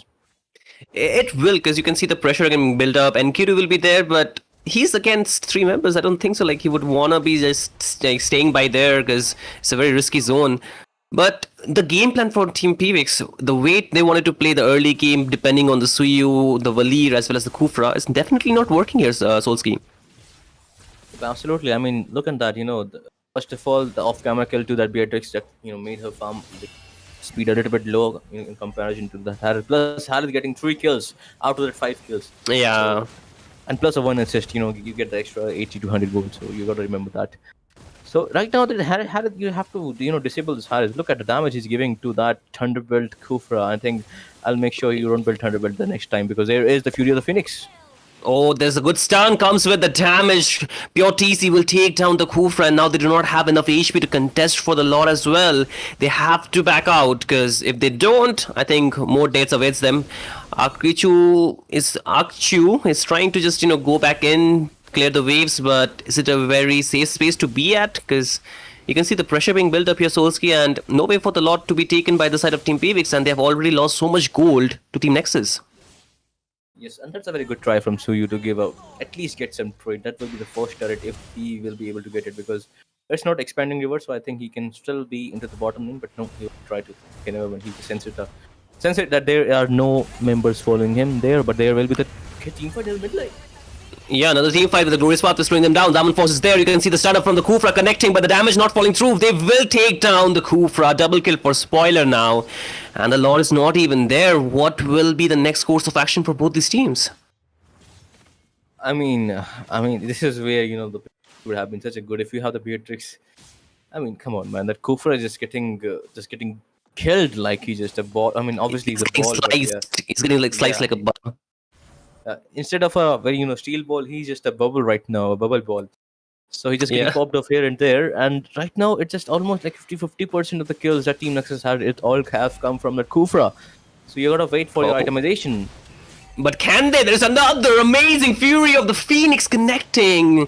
But the follow-up is not coming through. They wanted to go for that engage with the Glorious Pathway as well as the Phantom Steed, but they have to wait. The Lord does get cleared out before it even reaches the inhibitor turrets. So they still hold on to the holy defenses for the part time, but then again you can see it's slowly falling because more stack of minions are coming through, and I don't think so Team Nexus can still crack open the inhibitor turrets. They cannot get the turrets that easily because the clear is pretty good from the side of Team PVX. Absolutely, because they have that, the Beatrix plus the Valor is also there. But still, Team Nexus, I love their discipline. Look at that Fury, the Phoenix connecting. I think at almost 5 people right there to get that top lane second turret, like tier 2 turret. So now only base turrets are left for Team PVX. If they want to be into this game, they need to defend another lot, I think, and they might extend this game to like 16 or 70 minutes mark. So that might, at that time they might have a chance, to melt down Team Nexus frontliners, because the Beatrix will have our itemization. I think she needs a DHS in this game as well, because they are too much tanky. The Spoiler is tanky, the Just Me is tanky, the 4VS along with that Hylos, we all know that how much tanky he's. I gotta see some itemization, because right now I think Suryu might get caught. No, he will not get caught. Right now, look at itemization. Okay, Kufra went, instead of going for Radiant, he has gone for Anti-Cuirass. It's interesting. Look at the Beatrix, might go for. I think she's going for. She's going for the right? Heart's Claw. No, she's going for the Heart's Claw here. No. It's gonna be problematic for sure, because again there's gonna be another engaged Glorious Path to drop down, Fury of the Phoenix as well, no way to back out, Kufra falls as well as the Valir, Beatrix too low, Pure TC deals the damage, they take down 3 members, 4 to the line, really low, running away but cannot from Spoiler, he takes them down, 4 down, they get Spoiler, but that cost of 4 members, they cannot defend the base anymore, and it's gonna be Team Nexus striking and ending the dreams of Team PVX to move to the next round. Oh my god, what a gameplay coming from the game Team Nexus. What a double kill onto that last from Leo mode was just beautiful. But the Fury is the Phoenix beauty, man. Just like Zetian, how beauty Zetian is, just like that, the Fury of the Phoenix was hitting like onto like very good timing right there along with the Glorious Pathway. So that was a very I would say good synergy coming in from the side of Team Nexus, and with that good synergy they will take this game number 3 of the evening. I think it's the best of 1 series, so they will be marching towards further round. That's the top 16. Yeah, but you know what, Team PVX also played really well, so I gotta have to give them some respect, because they come this far onto this tournament. Absolutely, but you can see Team Nexus, they were quite in control of the game throughout, right? They were playing in a very synchronized manner. They knew when to use the skill, how to layer them upon another one, upon on the other, and it was like very proper team fights that we were looking at. However, for Team PVX, they were trying to get the hold of the game with the draft. They had the idea how to play around their heroes, but the problem was their opponents read it quite well. It was very linear. It was not dynamic in a nature that they could revert it around. They can just rotate around the players and they can play. It was like, this person jumps, we will go for the crowd control. The Suyo comes in, clears the field. If not, then we have the Beatrix, we have the Uranus to sustain more damage, going for a re-engage. But the first part did not work, so there was no question of re-engaging, and that's where their plan quite failed. And then the jungles were invaded. They were not given enough gold. All these things kind of plays against you when you're playing high stake games like these. Absolutely, like, you are saying that's really like absolutely right, because as you said, the mistake just gets compounding, like first mistake, then second, then it just compounds to your very very disadvantage for you, and for you and for your team. But this was game number 3, guys. We will be moving on to the game number 4. But before that, I would have a little request for you guys. Please like, share, subscribe the stream. Also follow us onto our social media panels. We have a giveaway going on of 11K diamonds. You just need to go to our Instagram, follow us, and you just follow us, and then we will have. You can tag your friends into that post, and then you will be part of the giveaway. So I think this was game number 3, guys. We will see you guys into the next game for the game number 4. Until then, me, Solski, along with Shinryu, will take our leave.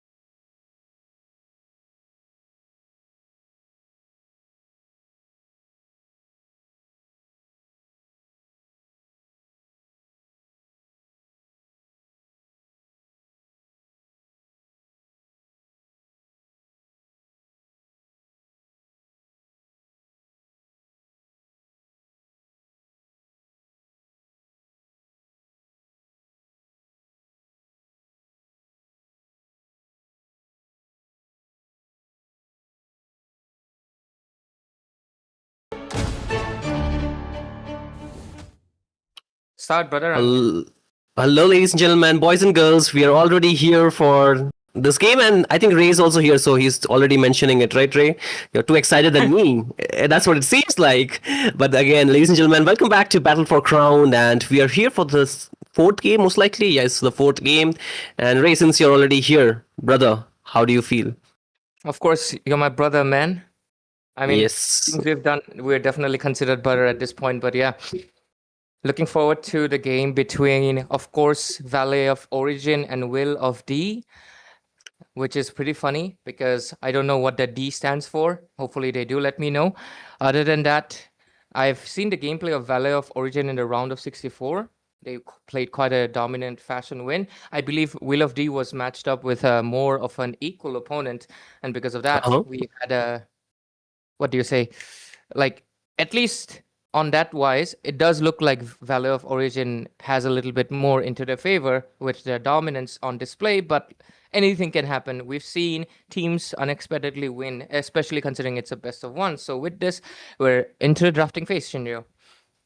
Absolutely. And given the fact that what you mentioned is completely true and on facts, it will be kind of working in their favor because we know how they have played for Team Will of D. We are yet to see their full potential. But coming back to the draft, we see somebody very dear to you getting banned. Really makes me sad, but that's the power she holds, right? Absolutely. I mean, considering right now how the meta is really like rotating around on the mid control, I mean, a lot of people I still believe are not exactly playing mid center because honestly, if you notice all the best squads right now, they are playing mid center. The whole reason Valentina has been prioritized a lot lately in a lot of MPL scenes is because of the fact that the mid takes a priority over anything else. Yes, you have the Freya. Yes, you have like the carry who's also right now showing up. You have the Marcel, all these heroes, but all of them play a different part compared to the mid lane. And another reason is because you have to ban out the Zushin because if she's not open, you have basically like only two options. You either gonna have to play the Eve or you're gonna have to play the Lilia to counter it out. And even then is not a guarantee. So just banning it out is the better option. Obviously, lately I recently got the carry got the buff, so not surprised she's gonna be on to the priority ban list. Definitely, but I have not really seen the carry getting banned. Most likely in the first phase, she's more of a second phase ban. You would like to still take off some of the roaming options, some of the EXP options, or perhaps even if you want to trim down the mid lane a little bit, you want to do that. But in this case, it's a little bit different kind of draft they're going for. Again, the Isan Shin, one of the heroes that have fallen off the meta quite a bit, and another roaming hero getting banned from the setup Team Valley of Origin. So now they have the option to prioritize some of the good heroes that are recently picking up the pace. If you talk about the jungle option, there is a Leomord, Suyu that you like to go as a first pick if you do not get your hands on the Harley. But if you want to go for the EXP, I think the Phoveus is a very good starter to begin with. If not, you can still pick up the gold lane like the Harith. But I think if you just pick up the Harith first, then the Phoveus will come from the other end. I swear to protect it till my last Okay, breath. they're gonna be going for the Freya. Yeah, they don't listen. And Yeah. like mentioned, Down goes all the prediction. Yeah, go on. The only one bound by the these Harith's Phoveus chains. is obviously open, so that it just seems like the most logical and the most textbook option you can really go for. And it really sorts out the fact that, I mean, Crowned by Freya heaven's is mandate, kind of countered by the my Phoveus as well, but legacy looks shall like endure. they're just going to be like, hey, we already have a counter, so maybe we don't exactly need to prioritize the Harith, and we might just go for the Claude on the next pick, which I do believe should be their thing, because you're getting the Zatian. And one of the things that a lot of people forget is that Zatian is not just for, you know, the vision. It's the fact that she can act as a drone for you. She provides the vision for you so the Claude can dive in on the flank. He can realize who's on the back end and where they are, and he's can go with a BMI or even a flicker to make sure that he chases them to the depths of hell or depths of the base, right? To make sure Yeah. they're out. So that might be what they opt for. So Will of D, if they're kind of, you know, The immortal anticipating one that chose they me might to be getting the vanquish Claude and pushing the shadows Freya that into the plague XP this lane, but world. like you My mentioned, there's gonna be the kiss Suyo for grants sure. you Leomord still left out open, immortality and or looks death. like both of the sides are still hesitating to either go for the Harith or the Claude for now.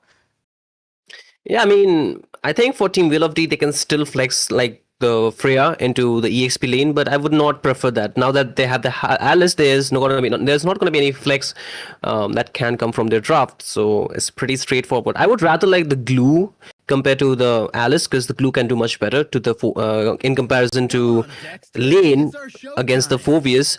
But like you mentioned, the claw is something that was due, of course. That flank position that you can do, and that window when you get the stun is quite enough for you to bait out quite a the flickers and everything. If you have the frontline enablers like the Hylos or even maybe the Khalid too, right? You can bait out the flicker, and the Claude can instantly go after, like, the setup is there, the flickers are better to use the Fury of the Phoenix, then the Claude goes in. I think it works so well and on paper, right? Difficult to pull it off, but very good idea. Let's see. For now, though, we're moving towards the second phase of the bans. And considering one side has a marksman, and they do ban out the glue, which I believe was kind of not exactly necessary. Because I'm going to be honest, the draft of Will of D, it doesn't feel like a glue honestly can provide much to that lineup. And other than that, obviously, it's a really obvious ban, the Leo mode. I've obviously gathered some statistics on Algambo Esports Battle for Crown this tournament, and every time there has been a Leo mode, Suyo has not won a single game. Wow. That's very, I would say, detrimental to the Suyu, because if you are trying to, I mean, let's be honest, okay, the Suyu has a way to take the team fights, right? He wants to go in quickly, finish off the kill, and back out. So it will not prefer any hero that can chase him down. But Leomord is one of those heroes that can chase him.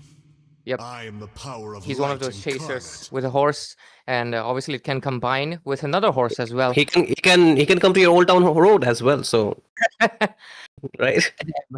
Little Nas X reference in Big 2026. Damn, things have changed.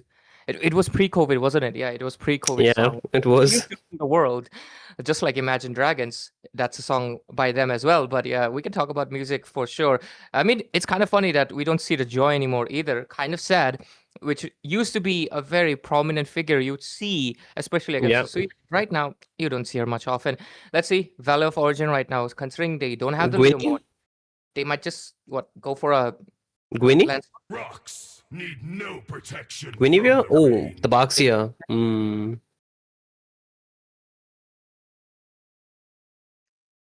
Am I throwing you off your game, man? Ray, are you there with me? Did I lose you? Did I lose you somewhere? I'm just kidding. So, why are you so stunned to speak, man? Why are you so stunned to speak? Tell me. I'm not stunned to speak. I'm giving you the space to talk, bro. I am getting enough space out here, man. I don't think that Team Will of D will get enough space with the bugs here running around. And there we have it. Kind of lately I've been seeing, I mean, this hero has been on and off for like almost 20 seasons right now. You'd see him on some seasons. He's a hero that somehow is meta, sometimes never meta again. But at the same time, one thing you 100% know is the fact that this guy's poke game is 100%. And that's something that, like you mentioned, Baxia won't get the space. Yes, he has the wheel to run around, but that has a cooldown. And once it's expired, he's not going to be able to retreat from the constant stun and the Mystic Gust that dishes out so much true damage that a lot of people forget that Gord is also someone that can melt tanks so easy. But yeah, there is Gord. Sorry, why am I saying Gord? Sorry, the Barang follow-up. So there is a wheel against the Team Will of D. So will that be telling the fortune for the D? I mean, the Will of D. So we'll see about that. But God is there with the Kamehameha. Another tank. Pretty hefty though.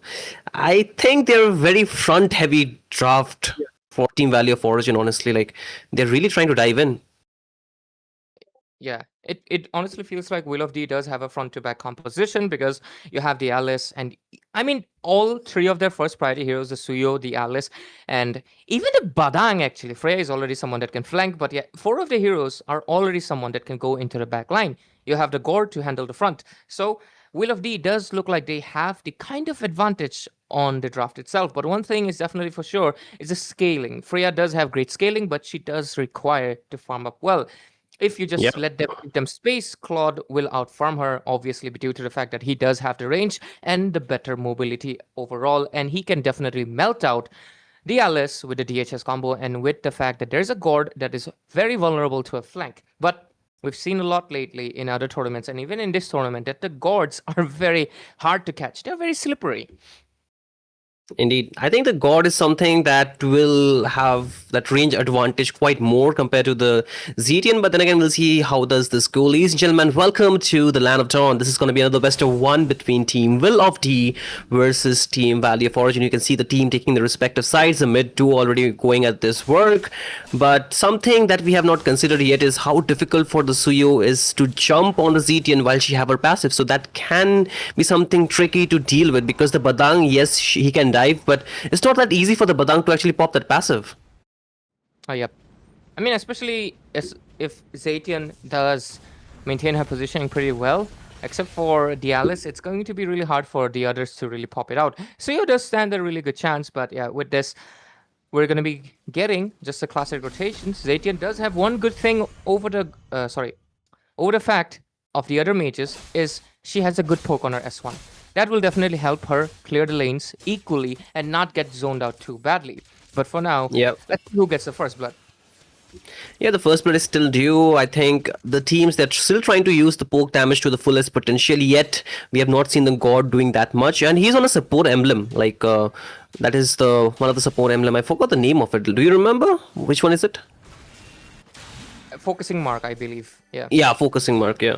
So I don't know why I remember that. yeah, actually, why, right? You need to go for maybe the Impure Rage Lethal Ignition, because that's how your passive works much better.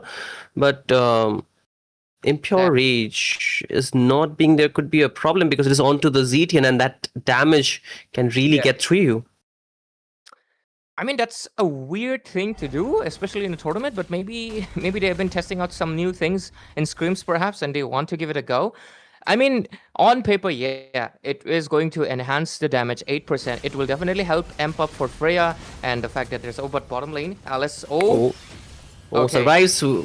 Damn, that was a good Fury of the Phoenix coming through, but not nearly enough. They're still trying to take a fight. It's going to jump coming in, and it's going to basically get somebody getting stuck out. There's definitely the Suyu, but a flicker out from Vincent as well. So they're still trying to maintain the position while zoning out Team Will of D from the turtle pit for them to take it.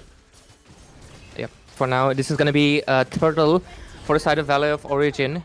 Honestly, kind of not really exactly surprised because having a very front-loaded, heavy composition, it's going to give you early advantage unless there was a hero that could, like a Lilia or maybe something of a more HP base that could have affected like the Vali. Right now, Valley of Origin should be able to sweep the early game onto their favor. That's something that Will of D has to watch out. And like you mentioned, Gord is going to be having quite less damage. He even goes for the rapid boots. So there's not going to be any penetration either on his hand until he gets that glowing wand. Until then, until like 5 or 6 minutes into the game, I believe Will of D might just play a bit of a passive game on our hands tonight. Absolutely. And looking at how the Baxia's building is going for the the little bit of poke damage first so that he can take the jungle quite easily, and depending upon the second item, I think he might just go for something that is related to the physical build, but the way the Baxia will build actually will help them quite sustain a lot bit. But then again, there's a dive coming in on the Freya. Valkyrie isn't already being used up. There is gonna be the Mystic Gush 2, but it's not enough to take down Traz. But again, there's another dive coming in from Nicholas as well, but they will be finally able to take down Cookie. Okay, man. Okay, nice name, buddy. Sorry out there. But it's gonna be the first blood that is gonna be getting taken down. Cookie falls. Cookie got crumbled, but what kind of stuffing was there? We will definitely not talk about it. But yeah, Will of D. Yeah. What are these names generally? But yeah, one kill, obviously just the first blood, and that too on the roam. Yeah, Barang is a little bit more offensive kind of a roam, but still a roam. Doesn't really matter that he should be getting the most gold. But yeah, it is pretty obvious the fact that Gord's damage is lacking with the support emblem, and he could have honestly taken out the Gord if it wasn't, the Gatot, if it wasn't for the fact that he's going for support amp. That even a little ignition would have obviously helped him out, but that's going to be the second turtle coming in. This one, maybe Will of D can try to contest it and get the turtle for themselves, maybe a little bit of that turtle soup, but of course the Tortoise, he wants it for himself because I guess it's his buddy, right? Yeah, I think the way they want to play it around this team fight would be most likely zoning out the Claude as much as they can, because if he dives into the back lane, that's going to create a lot of problem. There's a Baxia going in with the Shield Unity, trying to find somebody. They find the Valkyrie out there, but eventually she will get out of the harm's way. But for again, you can see there is another engage coming through from the Badang as well, but it's not going to be enough for them to zone them out. There comes the AOG drop. There's a very good immune coming in with the throne of the ruins, tucking him down while the Baxia takes out the turtle. Yet the Mystic Gush comes in, but not enough damage to take him down. The jump is there, but the Badang is gonna get stuck inside that devil zone, and they take him down. And again, you can see there will be an invade coming through.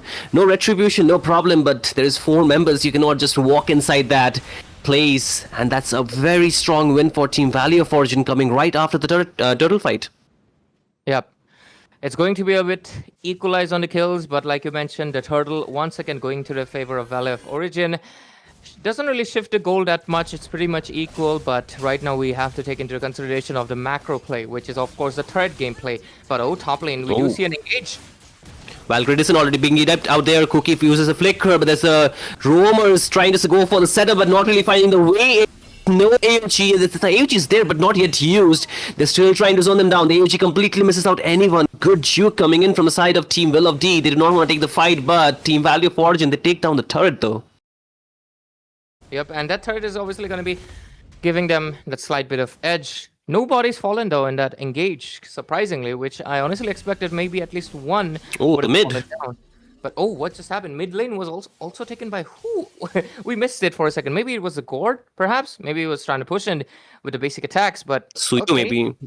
Yeah. Oh, yeah, could be Nisuya as well. But that successful push right now actually not just equalizes the turret game, it is actually better. Will of D right now has a bit more space to perhaps even go for an invasion if that's what they want. But yeah, it's pretty clear Valley of Origin does have a little bit more of the edge in this game.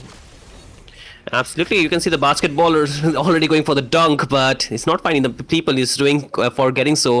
A lot of HP chip down from the Badang as well, so need to just back off for the time being. He does not have the revitalize how the Garud Kacha do, so they have to just maintain their position quite properly. But it seems like another team fight will be brewing up because is yet due for the 3rd time, so who's gonna get it? Let's see out. But it's pretty clear that Valley of Origin does have what looks like the clearance ground. Suyo is nowhere nearby. Alice was providing vision, but Nicholas is just not exactly wanting to commit just yet. But yeah, looking at it with how it's going, Claude has gotten ample enough space to farm compared to Freya, who's kind of struggling on the bottom lane. But looks like they might be going in for an engage, but Phobius is not someone that Freya can solo fight because she has a lot of dashes. Yeah, I mean... But then again, the Phobius counters her as well, right? So they have to send somebody to deal with Vincent out there. But the pressure you can slowly feel because the Claude is free farming throughout this game and he also has 1 kill. So that can put Team Will of D in a tight spot because you already talked about how the combos can work so well for the Claude there. But there comes a dive onto the bot lane, the AOG drop down flicker pops out from Flemmy, but that's the end of the road for you, buddy. You might be, you might have Goku's ultimate, but you do not have his aura, so you have to just get back out there. Claude gets jumped on, but has the BMI to just survive, use the Blazing Duet to just clean up the lane. Here comes Alice with the Throne of the Ruins. It's not trying to zone him out, but there is no way that they can take down this Claude. We're very sleeky, as well as another turret falls on the bot lane for the side of Team Will of D, and that will open up the map a bit more. Side lanes are feeling the wrath that they are losing slowly. Yeah. Even though the fact that there are not enough kills on the board, it is pretty clear who the game is siding towards, like you mentioned, right? A very disciplined game, I would say. There is definitely a bit of chaos, but obviously without the discipline, there would have been a lot of more bloodthirst. So both of the teams are respecting each other's damage, crowd control, and map pressure, and just deciding not to overextend to the point that they lose more. But to play this safe of a game, Will of D, I don't think that was a good decision exactly, because they don't have a marksman. Even if Freya does scale off really well with the golden staff and she does have good amount of AoE damage in her Valkyrie's descent, Claude can always maintain the distance, especially with the Malefic gun. He won't even be close by of the Freya to attack him. So even if Will of D is thinking maybe if we just push the game towards the late, we might be able to make a comeback, it's a massive gamble they're doing. It's more of the fact that they are waiting for Valor of Origin to make a mistake rather than taking the initiative themselves. Yeah, but again, Vincent is being a little bit hasty out there, trying to go and engage for all by himself. Herman is there. There's a stuck out there. The Throne of the Ruins connect on multiple members. They can take a really good fight. There is going to be the Fury of the Phoenix sucking them down. The AOG drop down. Herman is going to fall. They're looking for more. Vincent is trying to zone them out, but the Valkyrie's descent will not pop up because the passive from the ZTN will pull him back, throw him off his game, and he falls as well. 2 members for nothing while the Lord is out there. Will of D might have made a big mistake here. Value of Origin will just take full advantage of it. Exactly. And with this, it's pretty much clear that Valor of Origin have basically cemented their growth. This is what I was actually mentioning. I saw their game in round of 64 and it felt like they were very dominant, and it's on display in front of Will of D as well. But definitely for sure, Will of D is playing a bit too passive to my liking for the fact that they had a lineup. Yes, your opponent do have a lot of tanky heroes, but guess what? Tanky heroes also need defense items to scale up. Baksha, for example, he's very squishy in the early game, which I feel like a lot of people forget. In the early game, Suyo is actually tankier due to the fact that he has damage reduction in his immortal form. So Will of D should have taken the advantage in the early game. They are being too patient and they're pushing the game towards the late, which might not work out to the way they're imagining it, if that's what they're intending. If the fact that they're playing it to the cards of Valor of Origin, it's not going to last, and we might be seeing Valor of Origin go to the round of 16. Absolutely. And by the way things are currently, it could be very possible that is going to be how the game ends up, but not something Team Will of D really wanted it to be that way. Value of Origin, they still have to sing the waves. They have not really sing the waves properly, and they're just trying to push the Lord from the top lane, and that's their game. There's a defense still out there on the turret, so it's not going to be an easy push. They know it too well. They will not try to just be hasty or break the discipline. They will just try to play it safe. Just you can see them backing off. The Lord will get cleared out, and this is not the Lord that will end the game, nor give them too many turret advantage here. Yep, let's see what happens. The Lord has already gotten melted out, but this is just the first tip of the iceberg. That's just a single Lord. Obviously, with Valor of Origin, they can go for another one. Bottom lane, so you already pressured quite a bit. That could have been a bad dash. Oh, bad dash, but then again, there's gonna be 1 member drop down, and his blood is something that Team Value of Origin would be happy to get. But now you can see Team Will of D, they're finally hesitating to go, and not having the members would be something that can be working in favor of Team Value of Origin, and they're also keeping the distance, so it's the mistake they're working on. But again, another dive from Vincent, but nothing to convert from it.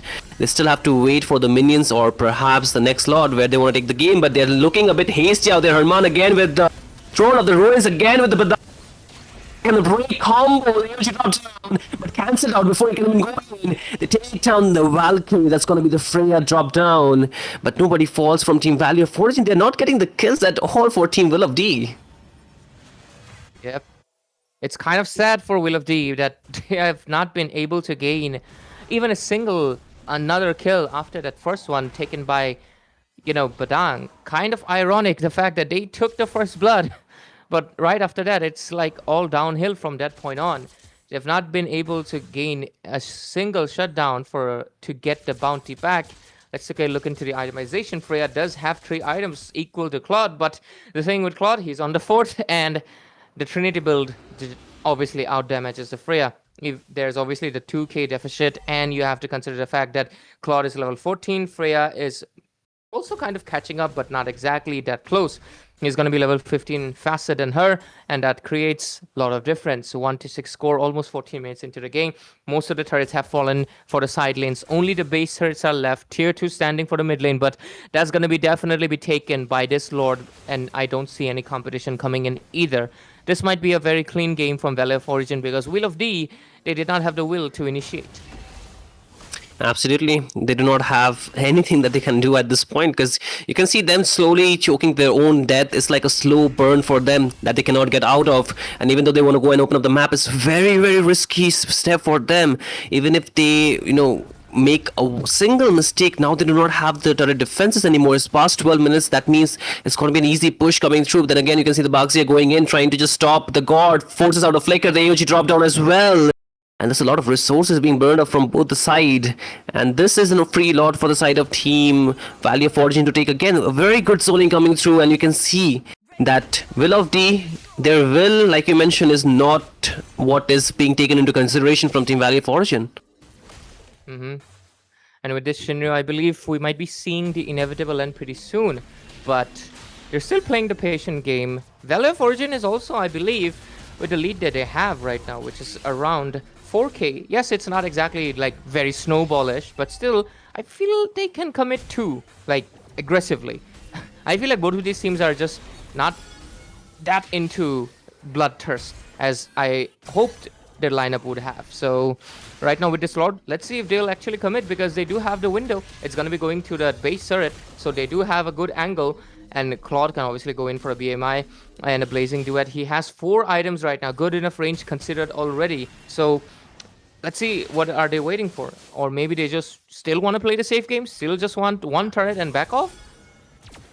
Yeah, I mean, that could be the idea, but again, how does Team Will of D want to play this game is going to be the question, because, you know, they do not have the damage, and now they're getting shredded off really quickly. The Throne of the Ruins come through, but not onto anybody. The Lord is there, the HE drop down, misses out though. The Mystic Gush come through just to clear out the waves, but there comes the dive from the Cloud, and the takedown, member after member, 2 fall, the last one remaining. You can see already the Suya trying to run away, but how far can you run?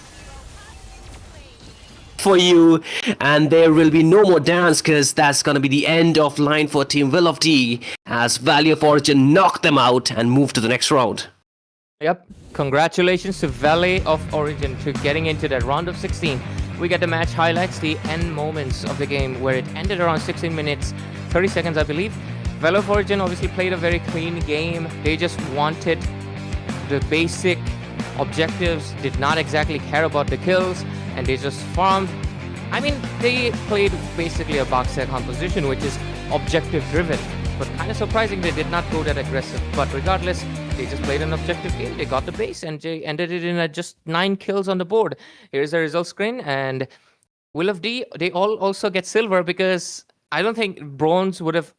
I mean, I was expecting this because nobody exactly died more than 2 times. So yeah, it was a very passive game, I would say. I feel like the most passive I've seen in this tournament so far.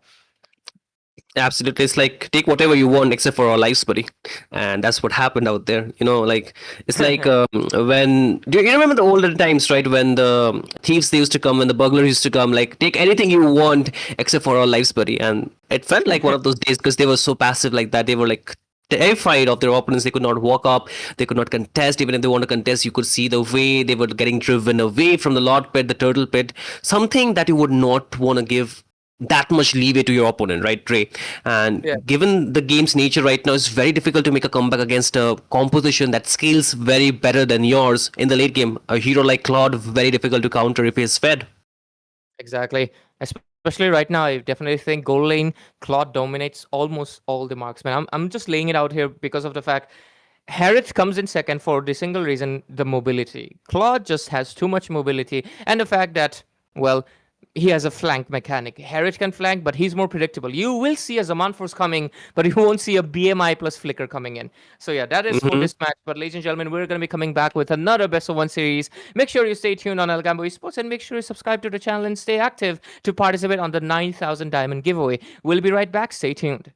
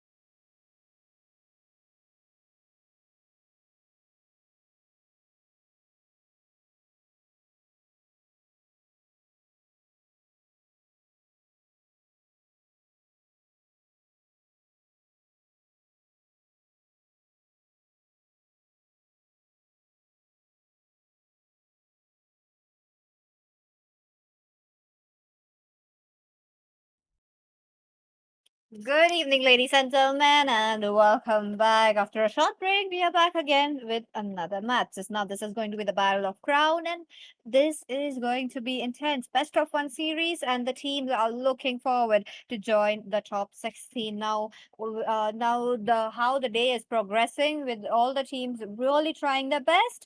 The matches are getting intense. So with that, let's go. It's gonna be me, PT, once again onto the casting desk along with Ray. Hello, Ray. How are you doing?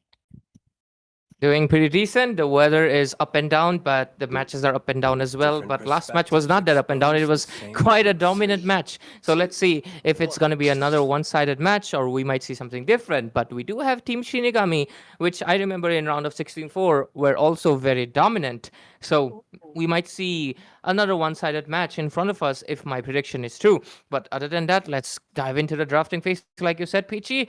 Looking forward to what they can bring. I'm always looking forward to what they can draft right now because the meta has become very flexible, especially with the addition of the gourd, which we have been seeing lately. But the XP lane, I feel like, is kind of untouched towards the flex side. Except for the recently buffed Terizla, I don't see anyone new. That's true, though. Now, again, we would be seeing a bit of a rise for the bans for Suyu as well. I do believe he's also getting the popularity onto the jungle. So maybe onto the blue side, we will be able to see.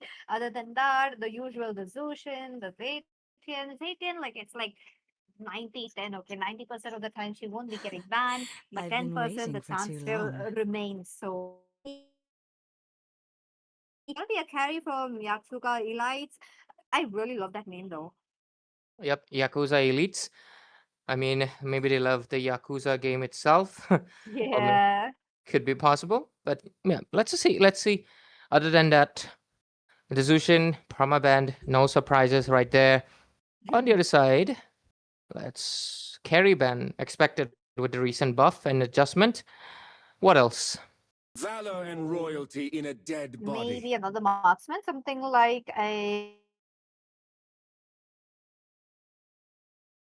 ban as well, but looks like it's going to be an emphasis onto the junglers. Now, Leomord out of the way, next might be the Suyu, or even possibly something like a Glue. I really feel like the Glue is quite annoying onto the EXP lane as well, but it is like a bit 50-50. You need your to deal as good amount of damage so that your exp when it's a blue exp can just make sure to disrupt what's gonna happen in the team fight. So since there's the carry there's gonna be a Claude Welcome coming in, to the and greatest with magic a show of all Claude I do time. believe we may be able to see a Claude The versus Immortal Harriet One chose situation me in to our hands vanquish the today. shadows that Yeah, plague this highly world. likely, Peachy. So last game we did not get to see that. It was a Freya versus Claude, and the Claude obviously got Oh. too much space to farm, and it was a kind of an easy victory.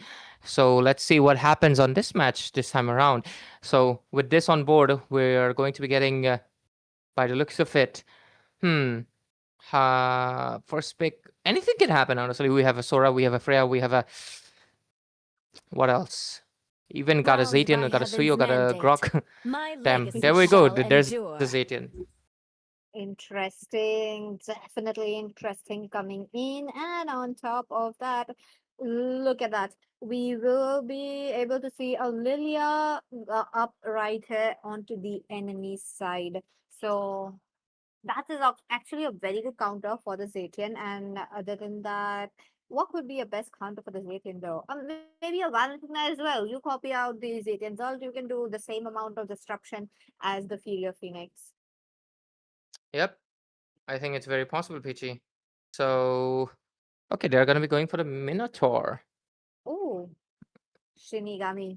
Really on a different path There's though. no Really time to love chit how, chat. they are trying to cover up the team fights, but at the same moment, picking up your tanks so quickly, that is really a bit sus for me. And as you were mentioning about the god, there you go. We are getting a god against this Zaytian. Now, there are people who, I mean, players who play god very well. Like I have seen, and they are like exceptionally well with their placement, like their position, because that is really important in a god. So let's see if Shinigami can pull that off or not.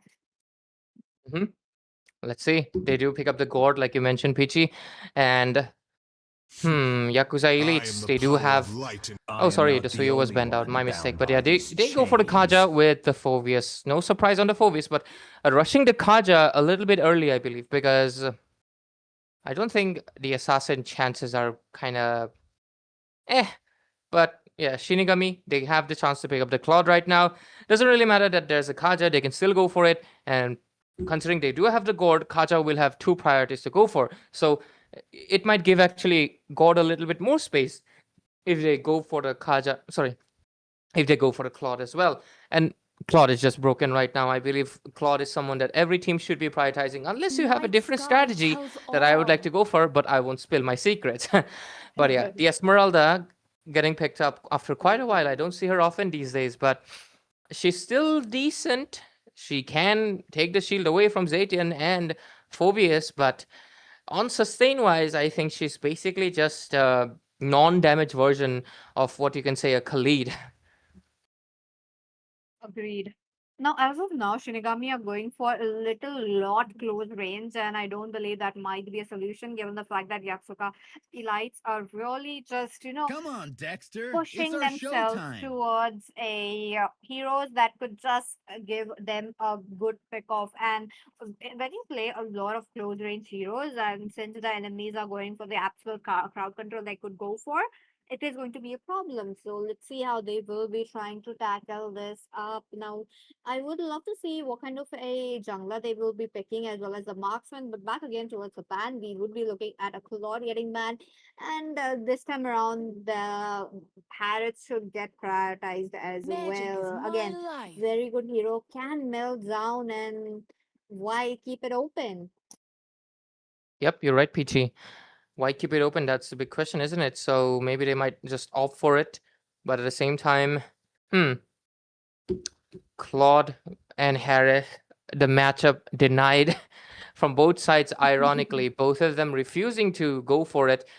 And they're just mirror drafting right now. Both have EXP mid lane and roamer. The jungle and the marksman are what left are open, and both of the sides seem to be shrinking down the lane of the gold as much as possible, which might backfire considering the other marksmen are not exactly meta. They even take out the Nathan. So do they want to go for a fighter composition? Fighter gold lane like a CC? Or like maybe like a Bruno or something? No. They need to like pick up a bit less of a hero that could dash, because Phoveus is going to be there right in his face, and picking something like a Bruno might be a problem. But hey, they banned out the Nathan as well. Was kind of hoping to see a Nathan gameplay. Beatrix might be a good option as well, but Beatrix, the dash is going to be very hefty unless they kind of go for something of a fighter gold laner. Looks like there Thorns is the remain Freya still should open. petals That could be fall. a good hero, but it's still very risky. Shinigami doesn't go for the gold laner first. Looks like it's going to be a jungler, a Lancelot. Really I risky am move though once again. vengeance Why pick up a dash incarnate. against a Phoveus? And this might be kind of an ego pick, I believe. And Oh, there is a definitely. Moskov. I forgot about the Moskov. Moskov does come second to the Claude due to the fact that he See does have the value late in game. me? But yeah. You Okay, they go should. for a Fredrin as well. Yep, Shinigami, I believe that Lancelot is definitely either like an ego pick, or maybe he's just really comfortable with the Lancelot and is like, yeah, I can handle a Kaja, a Phoveus, and a Fredrin, and a Moskov, and a... Damn, all five heroes are kind of anti-Lancelot. I'm going to be honest with you, Shinigami, because you can't obviously dive with Kaja. Yep, you can dive it with your team. I mean, if you can dive anybody with your team, that's not the point, right? As a Lancelot, you should be able to. Okay, they go for the good old reliable lady on a animal. But yeah, she's definitely going to be just riding a Ducati. But yeah, that is odd. Shinigami going for a very odd draft, but hey, off-meta draft, I would say. But still, I guess I would love to see it. Interesting though. Interesting picks coming in. Again, a dash hero guy. It's okay. It's okay. I will really ignore the Irithel's dash as of now. I will ignore Lancelot dash as well. And let's just imagine there's this Minotaur giving up a very good set. That might happen. So we'll have to see the execution part, ladies and gentlemen. And with that, what do you guys think? Is it going to be the team team 1 or 2 having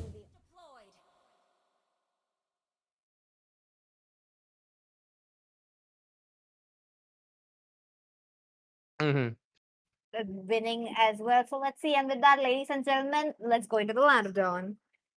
Yeah. We go in the match and let's see what happens. We do see a kind of an interesting draft in the hands of Shinigami. Their team name spells SG, which also stands for Singapore. And I love the name of Gord. He's like, hey. and they have a player called Bhargav. So it's kind of like, hey, Bhargav. On the other side, what is that? Phobius' name, Diddy Fiddler 1? That implies there's a 2. What are these names generally? Like Fredrin as well? God damn. But yeah. First blood, let's see who is it going to be. Peachy, who do you want to put the money on? My money is on Masturbator. He definitely should be able to bait someone, considering he's the master at it. That's true though. Let's see if he's able to pull it off or not. Other than that, crazy. We'll have to look forward on how they are trying to get it over. But it's just, right there. The teams will have to wait it off. I feel like that the first blood might be coming in towards the turtle most likely. And on top of that, Lancelot will be having a bit of an easier time with the first turtle. Unless they are getting stopped as of now. Top lane pressure is really high. And this is really crazy to see that the roamer is at the top lane, rotating as quickly as possible, but not the god, and that is definitely a hindrance. Yep.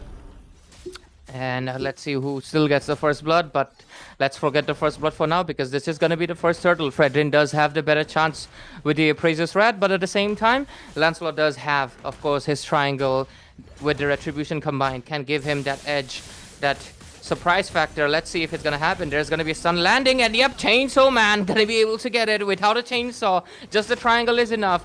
Right now, Fred, okay? Phobius, I feel like you're kind of off position, did not exactly go in for a single ultimate, did not sustain and just got taken out. That's a first blood and a first turtle for Shinigami. Shinigami really quick with that, and on top of that, Fredrin though, as you know, it is a fighter slash jungler, like a tanky jungler, and we will be needing a bit of a help from the mage as well as the tank as quickly as possible. But looks like it is going to be Super Land playing it quite safe. If you're the Moscow, it is better to play it safe for the first 7 minutes, because there's not much of you can do. You need your items. You need to really scale up a lot against your enemy. But Chainsaw Man though, he's getting interrupted. Yeah. 2 kills on the board. They take down Hyun on that Kaja and Shinigami. That Lancelot pick was a confident one, and they obviously know what to do with it. Right now, mid lane, they're already putting in the pressure with the God, and right now they're even forcing Fredrin to use his retribution on places that he does not want to. So that is just going to be a free green creep for the side of course, Team Shinigami. Okay, Chainsaw Man though, he's level 7 already. He's taking up every single creep that we are looking forward. I mean, especially for the Fredrin who's looking forward to it. So he will be having problems leveling up. And if you're the Fredrin, when you don't have levels against your enemy, that's going to be a problem. And with the with how the teams are moving in, Shinigami might be having another turtle in their hands. And with this 0-4-2, Shinigami might go for that second turtle, like you mentioned, Peachy. Bhargav just kind of freely farming, but so is the Moskov. But let's be honest, Irithel is way stronger than the Moskov for a simple fact she's an AoE burst compared to Moskov, which he can also dish out the AoE, but you need targets to be lined up. And Irithel does not really care about it. Let's see the turtle fight coming up. Peachy. Let's go. We'll have to see what their teams are really looking forward to, given the fact that it is the Esmeralda right here in the team fights. Now, Focus is also very present, but hey, Chainsaw Man, though, he does get targeted. He's looking quite low, but Chainsaw Man picks up the shot for himself. This is what I was talking about. Thorn Rose is really giving it the edge right there. Takes down the Phobias as well. Now, crazy enough, look at them. They are farming up and making this, a one-sided game. Such early presence. And 0-4 score. Shinigami with a clear dominance and a snowball on their hands. Chainsaw Man already getting the War Axe as well. So that puts them on a good caveat to lead the game. And right now they're going to be focusing and putting their eyes on towards the goal lane. Heon might try, but that's not a good bush to be in. You're just a support.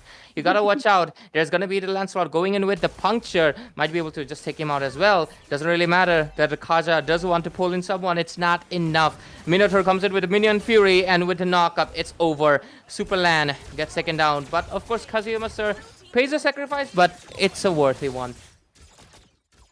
My goodness, that is not looking good. Chainsaw Man, one by one, he's picking up kills, and on top of that, he is the super carry right now into the hands of Shinigami. Mid lane, really in trouble. Even though they do have a Zetian, they still have to make sure that the lane is there. Oh, there's the Fury of Phoenix coming in. This does stop it, but there's no backup coming in. Well, Esmeralda tanks up every possible thing. Hay looks quite low since Bhargav also comes in, and there you go. It's a killing spree for this Esmeralda. Chainsaw Man onto the other node, try to get one more member, and that was just it. Shinigami with clear dominance. We take a look into the itemization. Moskov only got the corrosion sight. Meanwhile, Irithel is already done on a second item, building towards the third one. Fredden only now has the breastplate really behind of the Lancelot, who's already prioritizing what seems to be the breastplate.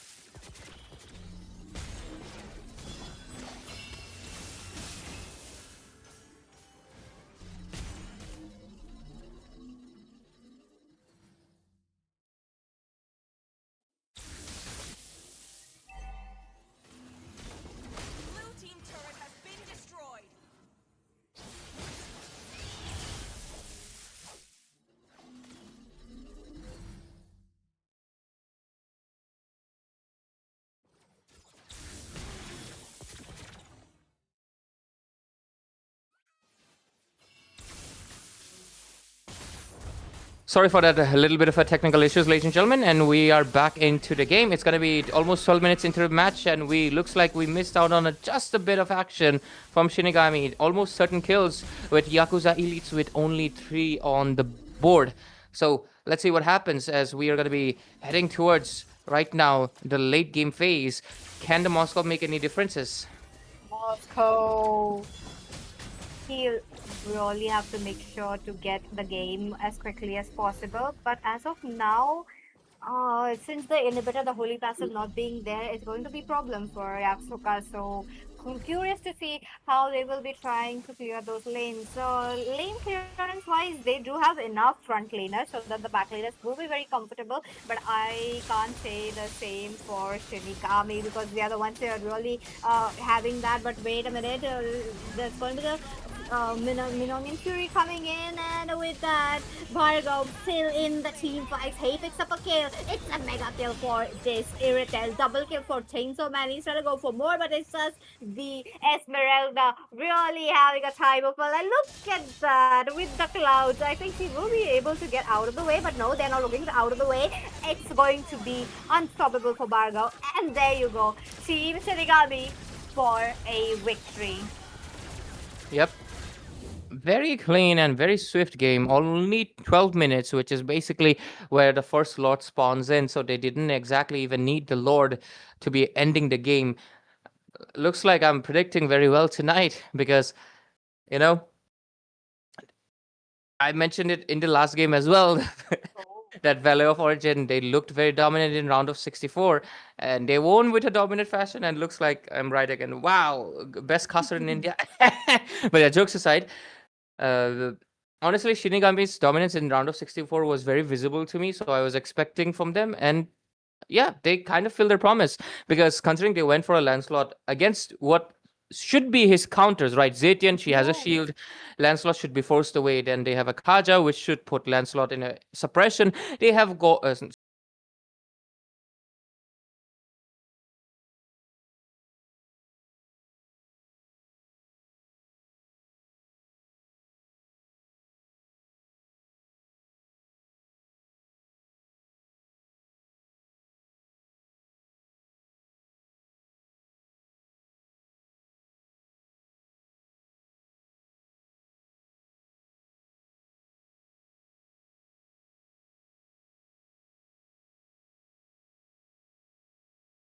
And I really thought that the phobias might be such an annoying factor right there, but that was just not it. One-sided game, Shinigami takes it away, moves forward towards the top 16. Now onto the result page as well. Looks like it's going to be the Esmeralda who picks up the MVP. I really thought, Bhargav might be the one right there, or maybe Kazima, sir, but now, well played. Yep. Well played. And with this, we come to the end of this match. I'm surprised Esmeralda got the MVP, well, considering I did not expect much from her. But yeah, that's how the MVP system honestly works.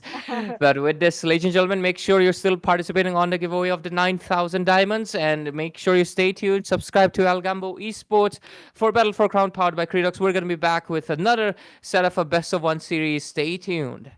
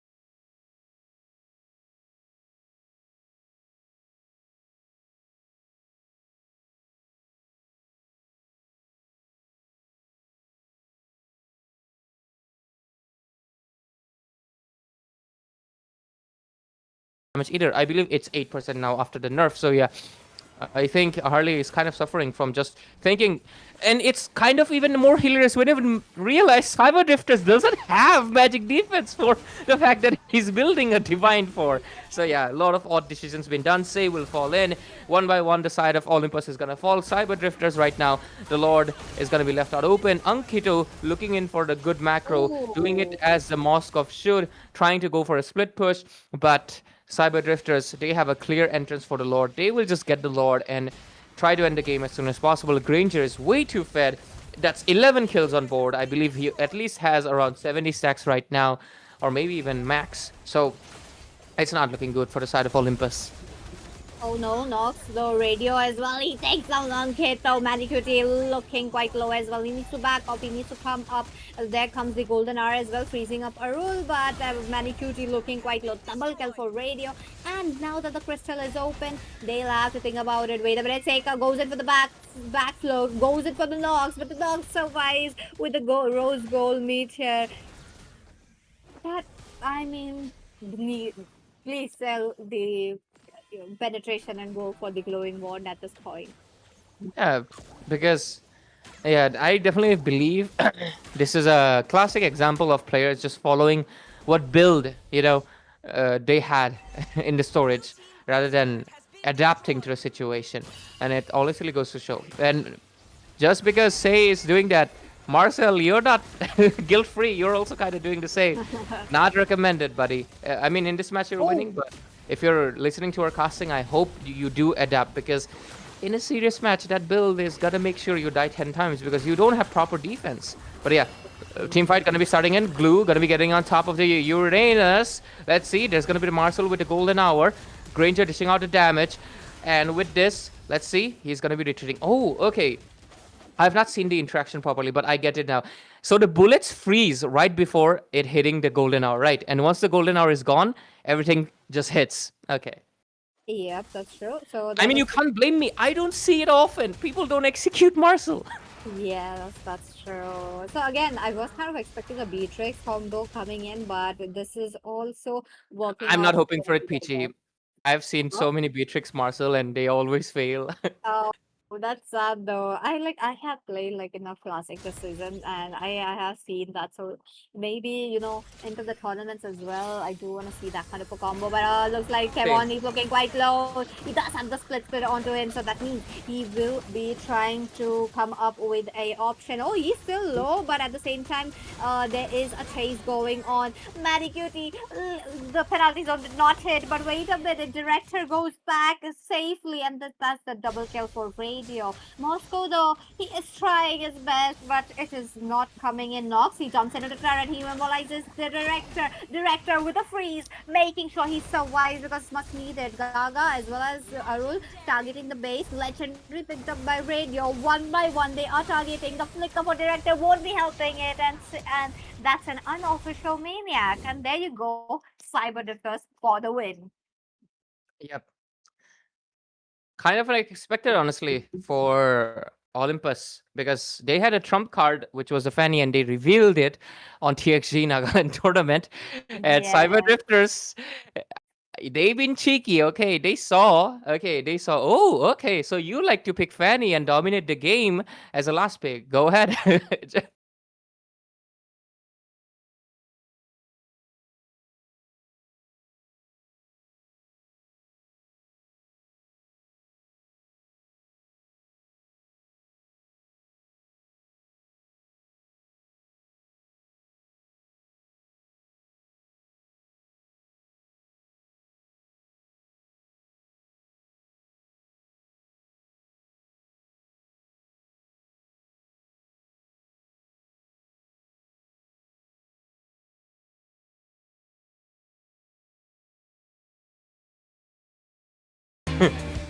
See if after the next rounds, if they could or not, because we may be able to see them coming up with more tactics like this. But here you go. Looks like result screen is up, and Radio is gonna pick up the MVP. Now again, into the early game, I did mention how for the Granger, it is very important for him to get the kills, and he executed it properly. Yep. and 26-8. By the looks of it, it was a full-on dominance game, and even in the match, it was full-on dominant fashion. And with this, we are done with this one. We're going to be coming back with another one. And ladies and gentlemen, make sure you stay tuned. We'll be right back at Algambo Esports, Battle for Crown, right after a short break.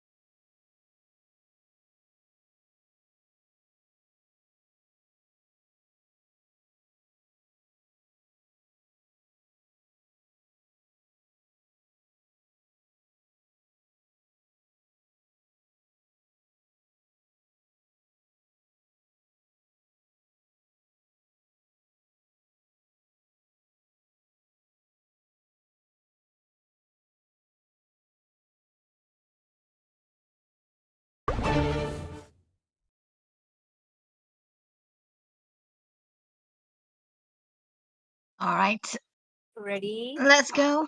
Yeah, we have to go. There. Oh, hello, ladies and gentlemen. Welcome back. We are back again with another series, with another match. And as usual, you guys know the drill. It's going to be the best of one. And with me, this time around, it is going to be Debbie. Hello, Debbie. How are you doing? I'm pretty excited for this draft, PT, because always have been excited about the draft. So this time around, we're gonna be having Ragnarok versus Vanguard Elite. These two has been in many tournaments from what I've known, and they have always been so good into the best of one Valor and series. So I'm royalty in a expecting something dead good in body. this tournament again as well. So Ragnarok. I've been waiting for too long. Oh, The really immortal going one chose me to Expected. vanquish the Yep, shadows really that going plague ahead with this. their bans as I am a quickly as daughter of possible. I'm Northern really Vale. loving how the I studio swear is to getting protect. prioritized onto the bans like quite a lot. I did notice that right from the last few matches that it is getting banned, and there is a reason why, because hey, he's really good of a jungler as of now, and you do not need that to be open. And last few bans prioritizing onto the jungle, the Zushin is open. Welcome to the greatest magic Oh, show of all yeah, but time. oh, okay. Oh, Harley Jushin. Okay. For Vanguard, it will be a tough choice to go for the Harley. I mean, the Jushin now against the Harley, right? But if they wanna go and prioritize onto it, it's good. But do they play the Marcel? That's the thing. Marcel is still available for grass.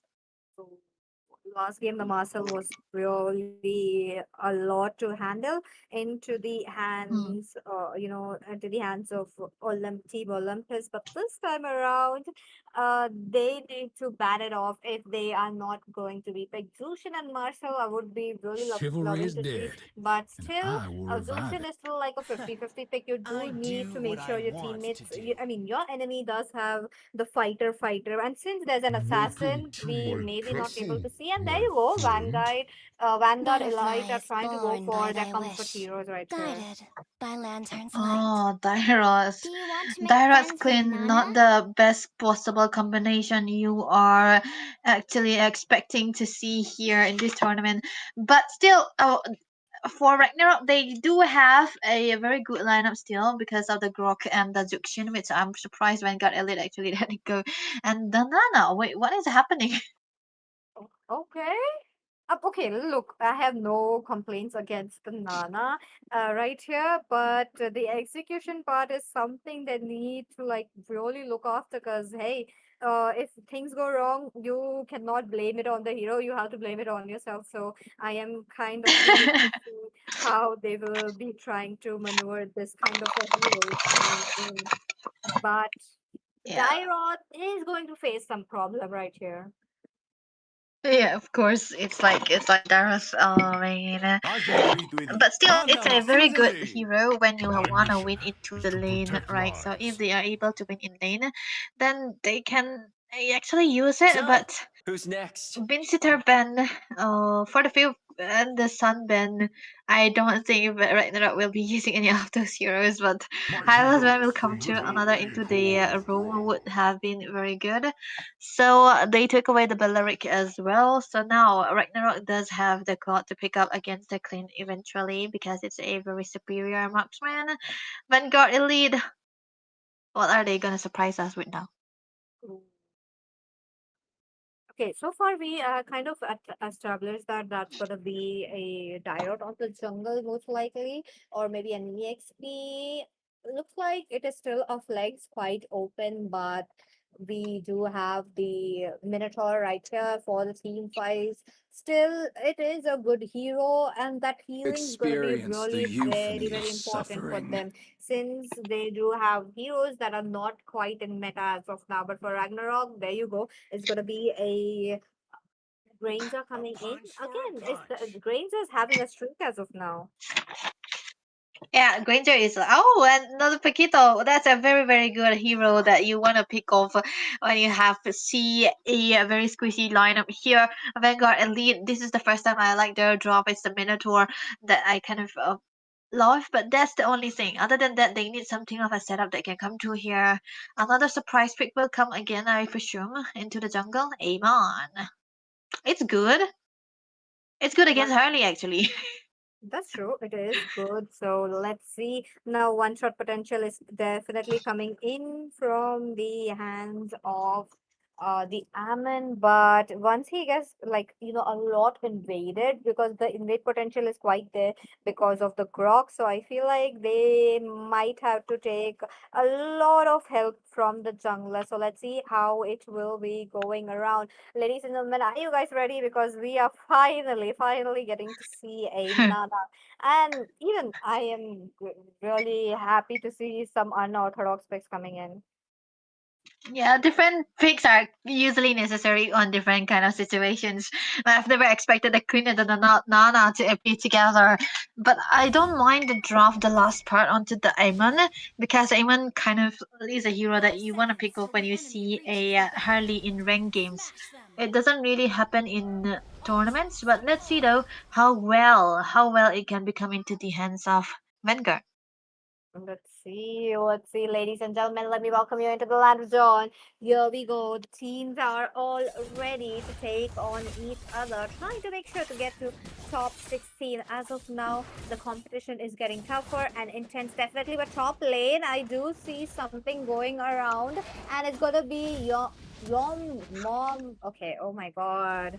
Why are these players having these kind of names? There you go. I feel like he might be punished, but his shield as well as the skill saves him up. That means he will be, lagging behind in terms of the minions.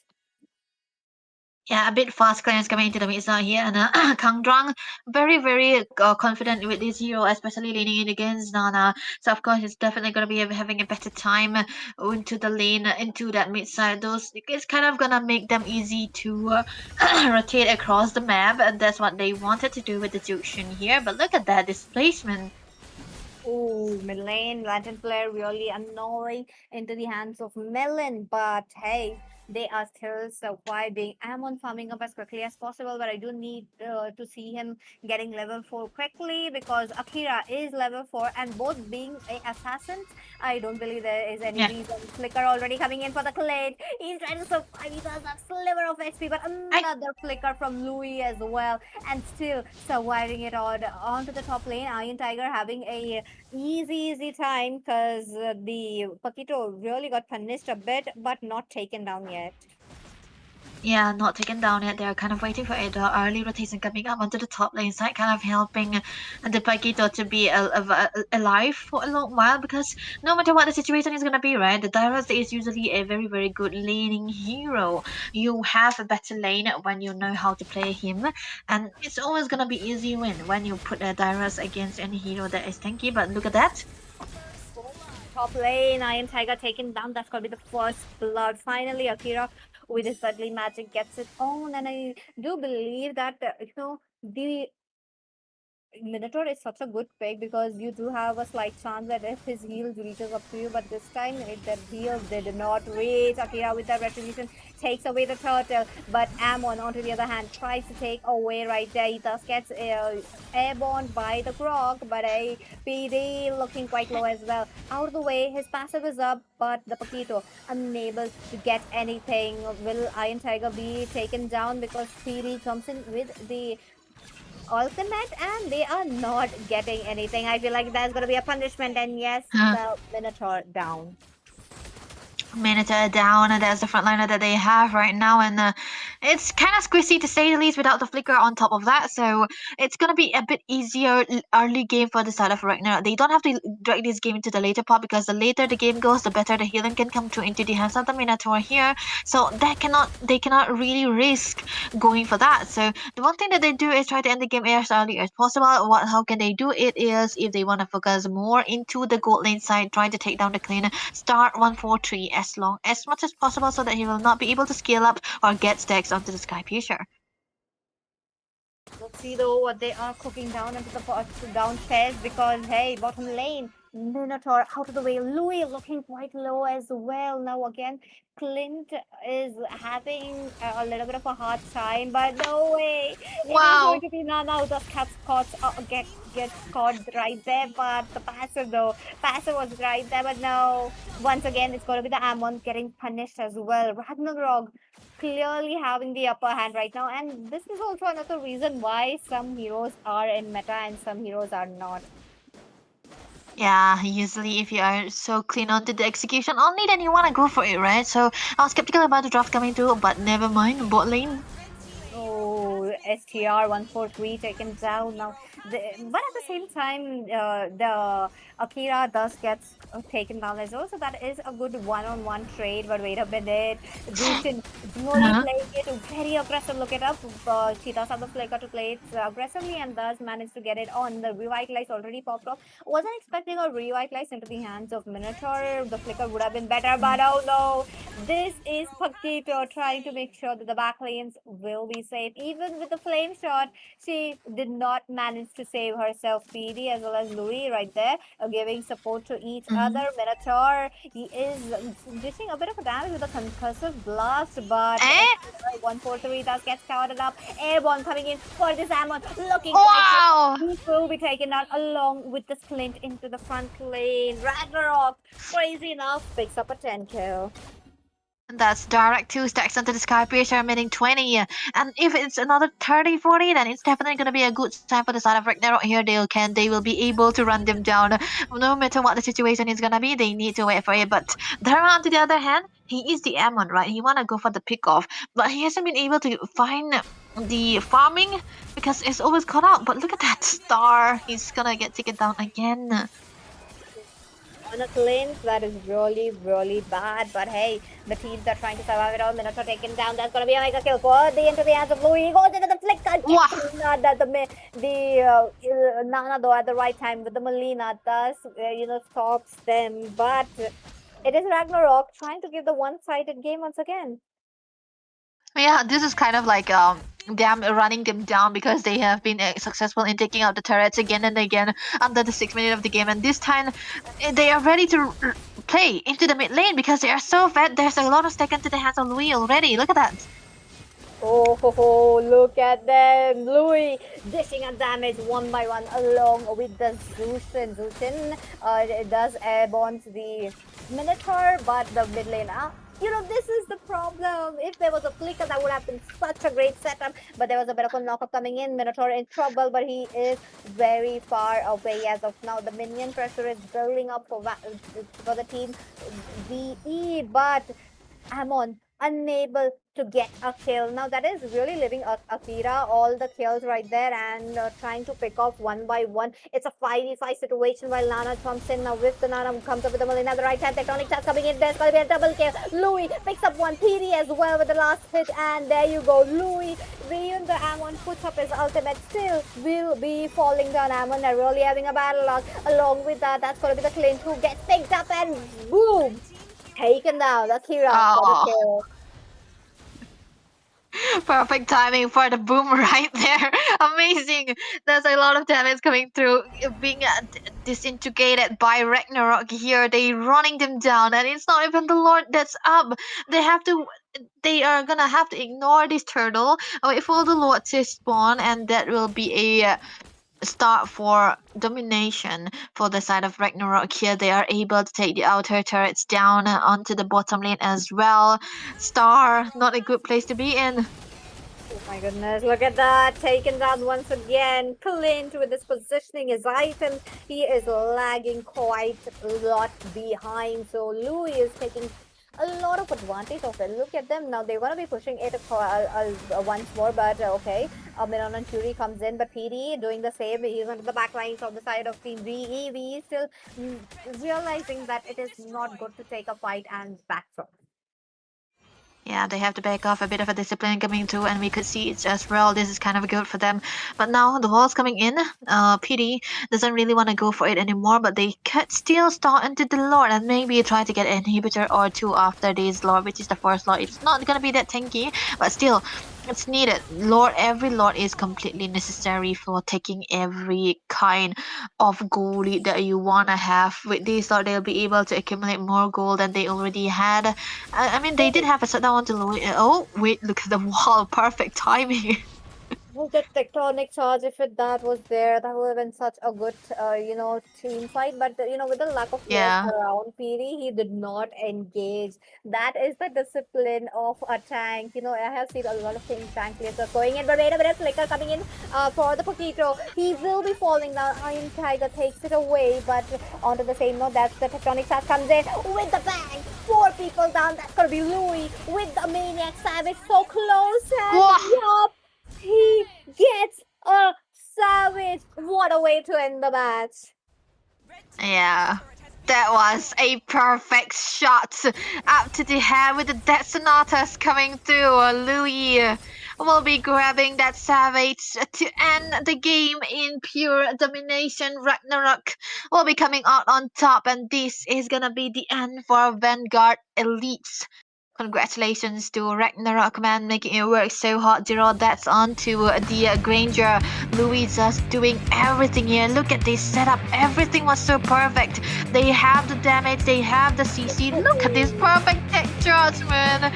Everything was from PD. W Rover. This is why you respect your rumors, guys. Yes, that's true. One setup and the marksman doing his job as well. 10 on 10 coming in from Louis. And crazy enough, they will be moving forward towards the top 16. And as for the team VE, they really tried the best with the comfort heroes that they have onto their hands, but to no avail. They will be moving home.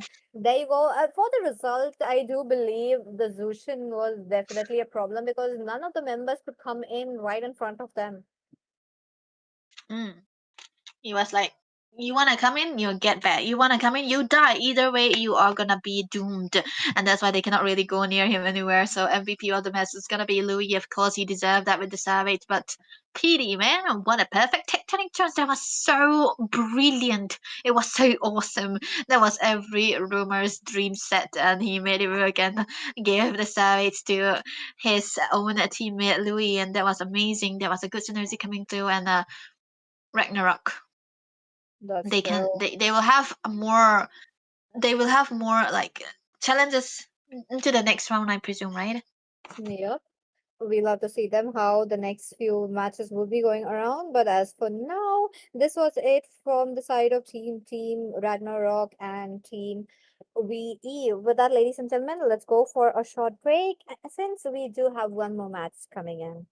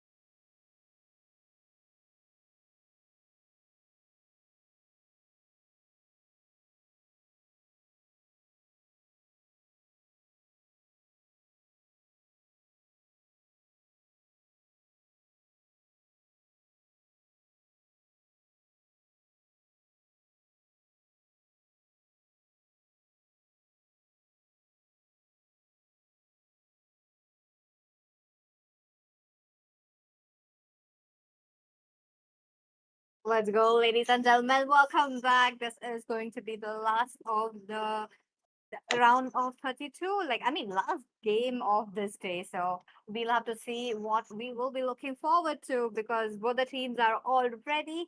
And we will have to see which team will be moving forward. Only one can. So with that, Devi, are we ready? Yeah, we are ready, man. This is the last one. Oh, for now we see the teams are the detectives going against Team Azure. We are gonna be heading into the drafting phase. Detective have the first pick. After seeing the previous game, PG, I don't wanna take my chances on predicting any kind of drafts. Oh my god. Different Nana, perspectives the guy out expose there the was like same truth. way out of 2, like anything. 1. Like Nana, especially because what? I couldn't understand what was going on. But hey, if it's a comfort pick, it's well and good. But there is also another reason why it doesn't work. So then we did see that into the last game. As of now, the team detectives going in for the Marcel ban. The Marcel is also gaining Butterfly popularity is in the born Battle by of thy Crown. wish, guided by Yeah, that's lantern's why light. it's a very.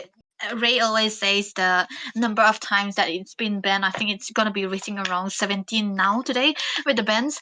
So Marshall will be taken away, a very very good ban. But Juxian also is gonna be out there. It's still a very good hero that you can handle, but because of the prio that The it have into the southern mid lane, it seas are always has my been taken away by the domain. red side. Kadita ban though very unorthodox, but usually when you see a ban onto the Kadita, it becomes like a target ban because it's also a good hero no matter the situation is gonna be, especially good against the assassin. So detective may be looking for something that is vulnerable into the backlines that they wanna play. Let's go. Let's see what they will be trying to get over with because Khadita out of the way. We do have the Zushin. Now, the Zetian might be an option to pick right from either of the side. Other than that, the Suyu might be also another good pick, but onto the ban, it should be prioritized.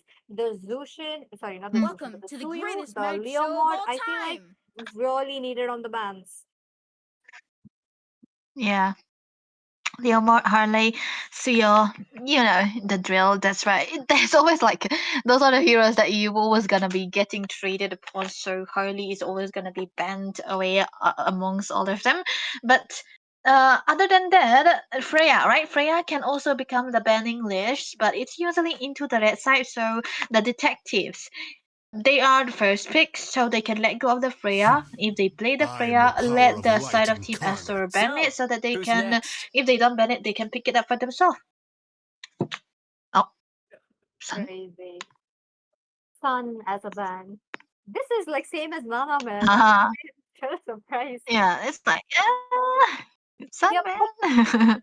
at the Do you same time, wanna? yeah, like if they have done their homework, like if they have checked each other's account, then that makes valid sense that why the sun is banned. But Welcome other to than my that, it's okay. castle, my Whatever the team is all friend. about, let's see what they will be trying to go forward towards. Because the Grok has been picked, and against the Grok, you do need a disruptor such as the Khalid, and that works very well.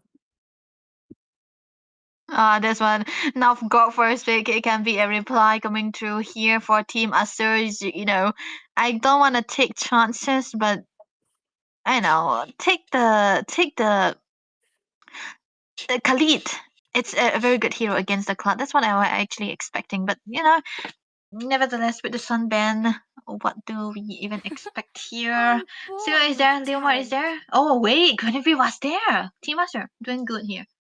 Okay, expecting a There's no Suyu to time jump to in chit as chat. right now, but that's not going to be the case. The Mm. detectives might be going for that, but other than that, Team Asur comes in with a god. Now the god really loving the pick, but the only problem is if the god had a bit of a mobility, he could be in the meta forever and ever. But that is the only problem he has. So he needs to be very Valor and reliant on his royalty in a flicker. dead Now body. again, the flicker does have the longest cooldown, Among the so positioning planes is very, exists very the important. And there you equilibrium, go. We do have an which Eve, I was very made similar for. to the god. Yeah.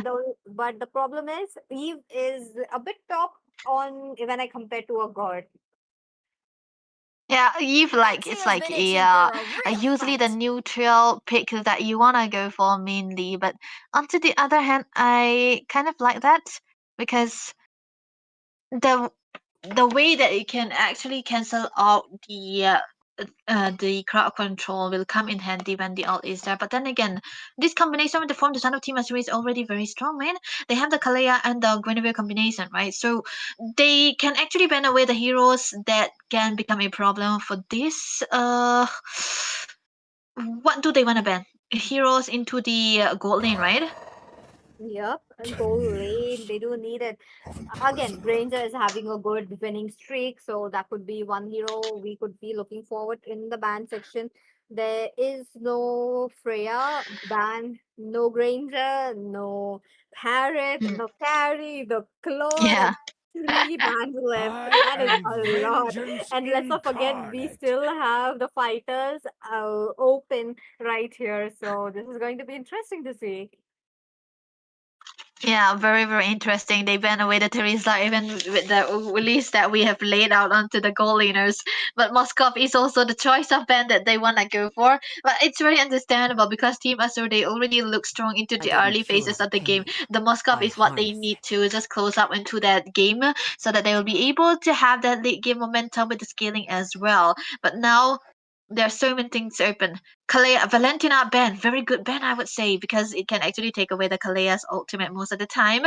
But for the detective, though, they need to ban another marksman. Marksman, that is true. They do need to get the Harrod band of right here. Claude and Carrie, to some extent, with an Guinevere as their jungler or possibly under the EXP, they can still catch them off if you bait their skills. They bait Magic the is my spells life. already. But there you go, a wise decision coming in from the side of Team Detectives. They go ahead with a Harrod band now with on how the marksman is open, we may be I've able been to see a waiting for Claude too versus long. Carry. Yeah. So Cloud versus a carry can come to. They wanna go for the Harris here. If they go for the call, it's so wait. Team Astro, they're actually focusing on to the combination instead, so it's actually fine because but then I would prefer a Claude against the Eve. But now the detective will have to pick up the Claude if they don't want to handle the carry. But then again, if you talk about the Granger, right, because it has a very good win streak in this This tournament so land is far, our so it can homeland, also be a and good it will laning phase soon be for our the burial ground. Granger if they pick up. But look at that, Lapu Lapu. Wow, I feel like this is a good answer. Come The on, Lapu cannot get Dexter. altered by It's the our Guinevere or even showtime. the Kalea. Oh. Carry versus Claude, that is, we have already There, it's predicted becoming. that. Yeah, but Mm. Lapu Lapu here is going to be really a big problem for the god. But there you go, for a bit of a counter, they have gone in for a Esmeralda. I'm kind of like 50-50 right here because Esmeralda can definitely soak up damage, but at the same time can deal damage. But there are heroes who can melt her down easily. Yeah, that's what I'm actually waiting for here. But looking at both of the lineups, it's gonna be coming down to perfect execution because I love the draw for both of their side. They counter each other so well, and the fact that Team Azure have a very better setup into the early phases of the game might eventually be waiting for them to do it. But now Esmeralda then does not really become that popular. But now it's good. It's good because of the presence of the Eve and the Lapu Lapu. He's gonna be winning out into the lane. It's gonna be dependent on him how the early phases goes on. The Eve will be struggling quite a bit because of that.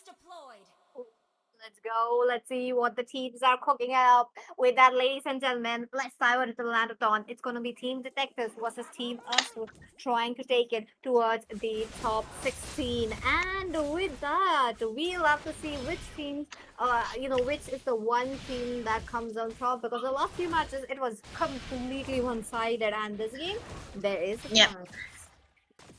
There is a chance because the lineup is so good for both of the sides. Mid a bit too much of a good clearance coming through for the guard. No, nothing that they can do here right now because, of course, this is a guard who does have a better range in comparison to the Eve as well. But look at the starting for Mr. Smarty here. Very smart with the rotation that he have. But then there's a reason, right? The Grog does have a reason on to where Smarty is because he's not taking out the blue buff. They are trying to steal it just a little bit, but that might be a problem because he's gonna be taken down very low. He cannot really do anything against a Kalea because he does have a good heal. Let's Let's see. No first blood yet. That might be coming in very, very soon. But the goal lane, look at that. Lanes are being freezed, and this is what you will be expecting once you know you can take advantage of. But Mist, on the other hand, will be clearing out the lanes quickly now that Sid OK is realizing the tank is not here for the help. So rotation wise, I feel like the detectors are a bit slow as of now. But for Team Asur, they need to get level 4, get Smarty the level 4 quickly. Yeah, that's what I'm waiting for here, man. But rotation is gonna be becoming quite in favor for the side of the detective here because I presume that has something to do with the disturbance coming through from the Grok into that lane, into that jungle side. But the turtle is already up, PG. Both of them are gonna be ready to start this turtle. It's gonna be dependent on who get the level 4 into the early phases of the game, especially into the XP lane side. Let's see. First blood here. It can't look like there's a Lapu at the back lane. Goes into the hands of Mist, but Seri though takes away 1 kill. Looking for Johan this time around. Johan just shield is helping it up. Look at it. Oh, Trying to get the body, dealing damage as well. Double kill picked up, but the Sid OK. Wow. But Johan still trying to do that. Wait a minute. Wow. Right from the bottom lane Yeah. comes in, thus gets a double. But Seri, no Phantom Steed on his hand. That means he needs to back off. I did not expect the Fanny to the carry to rotate this far out of the lane, but this is definitely gonna be a turtle taken here. If they don't take it, it's gonna be very wasted of the carry to have a rotation. But he did get a kill and gonna be going back into the lane, so it's still gonna be worth it for the side of Team Asur. They are doing so good with the way they are rotating here, and now, like I said, the Esmeralda pick comes in handy so much for them. And look at that, did he just got the gold crab again too? Wow. My goodness. Rehan is just playing it so aggressively. Like he saw that, that vision that the top lane, I might get a kill, and he got a kill. Now that just gives an edge against this Claude. So yep, we'll have to see how they will be trying to get that advantage on, because it's 3 for 3, and on top of that, the teams needs to rotate for now. Yeah, that's what they're waiting for here. Wall coming through just for a bit of a vision. I don't think it's in a good position to give vision. But onto the other side though, Team Asur, they are controlling the map so well. Johan's rotating. He's because he's actually winning the lane against Lapu Lapu, so he can actually rotate. And the best case scenario, Team Asur can actually focus onto the XP lane side because that is where they are winning. But then again, when the objective is gonna be up, they have to rotate out onto the top side. So that's actually what they are waiting for. Nothing that they can do just now, but they have to remain calm. Top lane, I don't think you can kill Johan right now. Johan though, he's measuring himself really good. I love how he's just farming farming a lot. Like he's sustaining in the team fights. His itemization are right on point. But wait a minute, Grok though, he's Okay. there, but the walls are not in yet because the turtle is up, and during the turtle we may be able to come up. Now Johan will be right in the face of Fairy. Look at that, zoning them so hard. It's like he's so ready to join them away because he is an Esmeralda after all, and the year pick Sid is not having a good time. He is not okay. Look at that engage. Oh, the counting charge picks up 3, but at the same time, there's no backup coming in. But it's gonna be RIP-ing right there. But Smarty jumps in. He tries to get the Seri right there, gets a shutdown. But he himself, being so quite low, will be going back, and the Grok for a kill. So okay, he's placing himself very carefully, but Anakas is still there in the team fight. Turtle will be delayed a bit because Seri is not there, plus Marty is just all alone. Yeah, he's all alone, so he cannot really start it up the fight as well. They do need Johan to be around the vicinity under the turtle to set up for the turtle again. So far, even though the team fights has been won again and again by Team Asur, the detectives has been successful in taking away the turtle the turret onto the bot lane side. So they are trying to trade it onto the top lane as well. So maybe this time around, Asur should focus on how to trade out what they are gaining or what they are losing. And in this scenario, objective is definitely going to be more important than kills. That's true. Neutral objective up. The turtle is all about the retribution. Seri getting zoned out by Johan. Smarty does have a chance, but wait a minute. Bravest fighter coming in. Seri jumps it Okay. with Phantom Steed. There's going to be a jump coming in for Seri, and that's going to be Smarty with the retribution. Gets it into his hands. Johan will be punished for it, and as well as Kalea. Now 2 members down. Team Asur really have to back down. Plus Seri looking quite low though. Despite Team Asur picking up those turtle, they are getting punished. Yeah, they are actually getting punished, and I think it can become in handy for the side of team detectives here because they have the objective, right? They are able to take on to the bot lane turret. This is definitely going to be a good opener. They have a bit of an equalizer into this drop that they have so far. So what they can do is fight for the objective, and they are able to take this turret, which means that they are into the gain here. So mid lane is definitely going to be onto the focus here. The next time they are able to chunk everything down. So for now, Team Asur, they have to be careful on when and why not to take team fights because they are heavy laden with crowd control, and you cannot really do anything if you are get stunned down by this. Let's see what we will be having to see because the middle lane, the pressure is riding high, and Sid okay being said okay onto that Eve will have to be playing it very safe, and the lane clearance is a bit slow compared to the god. So yep, that's going to be Team Asur trying to go for a rotation as quickly as possible. It's going to be a 5v5 situation. Loving that. Look at that. Kalea jumps in with the Mystic Gush really catching up. Miss try to go back. It is Anakus who's looking quite low. Rehan picks up a kill. Rehan looking quite low with no flicker to burn on his hands. It's just the front laners such as Seri as well as the RIP me taking down those kills. 4 members down. It's just the Claude playing it safe, and I do believe just Claude needs to get those minions out of the way. Yeah, finally something turning good for the side of Team Asur. They could have really gone wrong, but now finally they will be able to get one objective onto the top lane side, and the Lord is gonna be up onto the perfect timing as well. They can actually press it down if they deem it required because they do have a carry after all, and see, they are gonna go take it out, and the mid lane is also getting taken away. Oh, retribution. I feel like Seri will be, very behind right there, but the first Lord, it is okay. So that is okay if the first Lord is gone, but since the team detectives do have their turrets up, they will be having a successful defense. Talking about the itemization, Grok has not just going for the sleepy build, and that is really concerning for me. Yeah, that's very concerning because it's gonna be very squishy. It's not gonna be full built up just yet. Just make up your mind, right? Get the get the dominance as well. But he went for the chastise, so now finally it's good. Chastise is very good when you're gonna be going against attack speed heroes like the carry. But he's gonna be needing at least one more item onto the magic defense side because Grog is kind of weak against magic heroes, and then the God already have a decent amount. What were they ulting? RIP me, I feel like he's just gonna go for the broad once again. Wait a minute, onto the back lines. It's going to be a good amount of damage. So into the hands of Miss, the RWM mobilizing everyone and taking down Real as well. The detectives are really picking up the advantage as of now because they are fighting in the grounds of detectives. So 3 members down. RIP next, and there you go. The team is really looking for a wipeout. Jahan trying to get away, and he successfully is out of the way safely.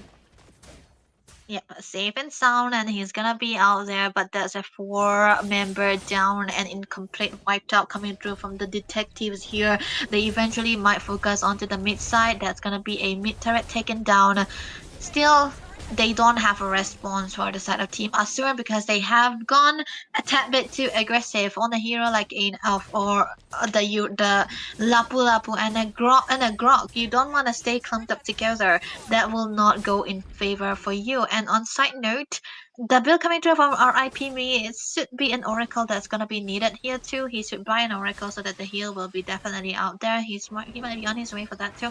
But Trinity already secured by the carry as well as Hato onto the clock. So whatever the situation is gonna be, both of the marksmen are actually ready. They have the next objective team fights will come when the Lord is definitely out there, and the detective this time around they are ready to contest onto the Lord. Let's see what we will be having to see, given the fact that the detectives are just pushing on the advantages. The early game, the mid game did not had an effect on them because they knew they could take away the late game onto their hands, and they are playing over it. One lot gone, one turtle gone. It is okay, but what's not gone? The turrets. They managed to save up the turrets really well. Just the top lane that have been pressurized a lot from the side of Team Asur. Wait a minute, RPM is trying to go for the Lapu Lapu, picks up with the Kalea with the Tsunami Slam, but the RWM is really annoying because the backlaners are playing it very, very safe. Smarty goes in with the two-man knocker, but it is Hato who is dealing damage. Okay, taken down. Smarty, what a play coming in, gets a triple kill. Wow. A wipe out, and they are definitely go for the Lord, but Rehan needs to come up with the XP. Yeah, they need the HP, and I think it's gonna be healable because the Guinevere does have an HP heal when he have the passive. But where is Rehan? He's gonna be needing to be onto the Lord Pit here, but they're gonna be having the best time of his life, busting it down. If they take it right now, they have 10 seconds to get ready for the next for the Lord to come through here, and I presume it might actually go onto the side lanes, not the mid lane. So this can be still a good sign for the detective here. But onto the brighter side for Team Asur, they gonna have to focus a bit onto this mid turret that's still standing, the inner turret here, so that the inhibitor can come next. But this time around, the detectives, they are also kind of ready because they have a Claude and an Eve that can actually drone them away. Let's see though, there's like a lot of stakes that's gonna be right here, but at the same time, look at that, it's gonna be Smarty who will be shut down into the adversary. Wow. There's a lot is coming in. They will be clearing it quickly, but the bottom lane, it needs to be tended as quickly as possible, and the same goes for the mid lane. Since the bottom lane is taken down, you will have the team members of Asur trying to go towards the mid. Johan into the front lane, trying to act as a secondary tank, trying to make sure RIPs will be having an easier time to pick up with the Tsunami Slam. There you go. He tries to go for the Seri, who picks up the Phantom Seed with the Horsey. And oh my goodness, Rock melted down. Missed though. He's having a good time with the Mystic Gush. But Johan looking quite low. Rehan onto the back lane. He's going in for the Seri. Wow. Seri. The minions are really is going to be a bit of a problem because detectives, they lost 2 members. And RIP me, they just lost their tank. And Johan can play as a secondary tank. That's what they are actually trying to play for here. You know, with the presence of Johan, I don't think the Lapu Lapu here can actually do anything about this too. But look at that jump! Wait a minute, Lapu Lapu not surviving that. Rehan though, he takes down a bit of a damage from the turret. I feel like that's gonna be the same for Johan, and there you go. It's gonna be 1 for 2, and that is not good though. The clouds is really helping the Rock to come in as quickly as possible, but it's just 1 minute left for the Lord. So these teams, if they're going in for a fight, they need to make sure to get an absolute wipeout, because if even 1 or 2 members down, it is just not enough. It's never gonna be enough, man, if they keep on throwing like this. But look at the build so far. It's the Malefic Roar for Seri. I think it's gonna be needing that wings as well, the Queen's wings. So that's gonna be the next in item list for him when he got that. I think it's gonna be tanky quite enough so that he will be able to tank with the Phantom Seed that he have and the extra damage reduction that it have onto the ult as well. So this time around, Team Asur, if they protect their carry very well, it's gonna be a very good play for their side here. But on to the other hand, for the detectives, they need to play it safe. They need to have a good setup because they do have a good crowd control. They need to have a good catch onto Mist as well, because this guy has been single-handedly breaking their formation, and you don't want to have your formation broken when you are into a lineup like this. And now that the Lord is gonna be up, both of the teams are gonna have to fight for it. But I feel Team Asur might want to go do something. True though, and my PT senses are saying something that this might be the last lot. Look at that, there's a stun coming in for the Grog. He's just stopping everyone that might be getting out and blocking their exit. But as of now, Anaclis, he's trying to put a bit of a pressure onto the middle lane. The Lords here, the Lord dance have been started. That means it's going to be the battle of retribution and how the teams will be going, especially for RIPD, who is going in with the flicker, gets the Grok with Wow. that burst down on the Sindo. He pulls up with the Miss. the RWM, but now missing Gush. Really loving that Anaclis, looking quite low. Triple kill for Rehan. It's Haito and Sidoke all alone. Sidoke does have to purify though, but that is still not enough. He's gonna get chased down and an easy lord for the side of Team Asu. Oh, wow, what a good laden of team and crowd control coming through from the side of Team Asur there. The detective did look really, really amazing with the setup that they have so far. But then again, what can you do? Miss was getting uncaught. He was getting every ult onto the members of the side of the detective, and he was not even. He was free hitting. That is the best for them already for Team Asur. And they have the long lanes as well. Now that the Lord is coming into the bot lane side, it's going to be tougher for the detectives to actually defend it all. They have to be very mindful of their own targeting. There should be someone who has to keep an eye on Mist and on Rehan as well, because I think the main damage has been dealt by Rehan, but then Mist has been breaking every kind of crowd control that they are trying to do. Look at the jump. Smarty doll, look at him. He's trying to go for the Grok as quickly as Uh, possible. The what? basic attack. My goodness, Rehan, he is all farmed up. The only thing is his positioning, but wait a minute, Smarty jumps in. He tries to get Anaclis, but Anaclis realizes this is the perfect time for the flicker. Gets it on. The Lord is jumping in. There comes with the bang, but Sidoke, he does have his ultimate, and there you go, ultimate on. The immobilization is here. Mist still trying to making sure that the Johan will be very annoying. Anaclis unable to sustain. Goes down into the hands of Rehan. The Lord is there. Lord fight low, but still the team members are here. It's going to be the double kill for Sid. Okay, but Hato, he's still there. Look at the clear the lane, but Rehan is focusing on to the crystal. Oh! The crystal taking down Team Asur for the win. They won it out with pure damage. Amazing. Because I feel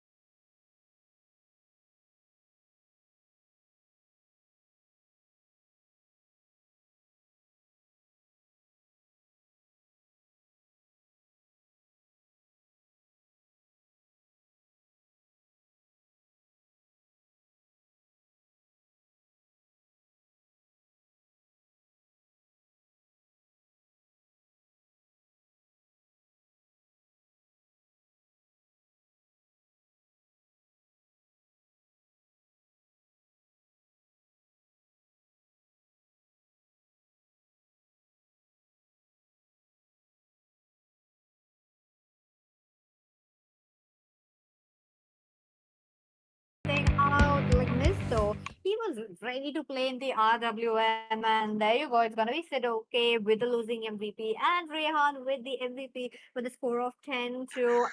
He didn't get his items right on time because of the one kill that he managed to get at the top lane. Like imagine your lane is at bot, you're coming right all the way from the bot to top just for a kill. That is crazy. yeah, I would love a bit of a change up into the build for Seri as well. I don't think you need the Sea Halberd Joe because or even the Malefic Roar. If you want to go for a bit of damage, then you can go for the War Axe and the Hunter Strike, and that's good enough. And you can just go for the Brute Force and the Blood Wings. Not Blood Wings, Queen's Wings, and that is already good enough. That's why he kind of struggled to handle the damage coming through from the side of Asura. If he was able to stay alive for a while, that he could have been the one turning the tide around, and that's the whole reason for picking up the Leomor. But maybe the damage coming through from the hands of Rehan was already so good enough that Team Aster just wanna go for the fight again and again. But in the end, they did win out. So congratulations to them. It looks like they will be securing a spot at the top 16, but hard luck for the side of Team True Detectives. And with that, that's going to be it for today's matches. Ladies and gentlemen, don't forget that there's still a giveaway going on in this Instagram. So don't forget to join that. And with that, Debbie, let's take a break for the day. Yep.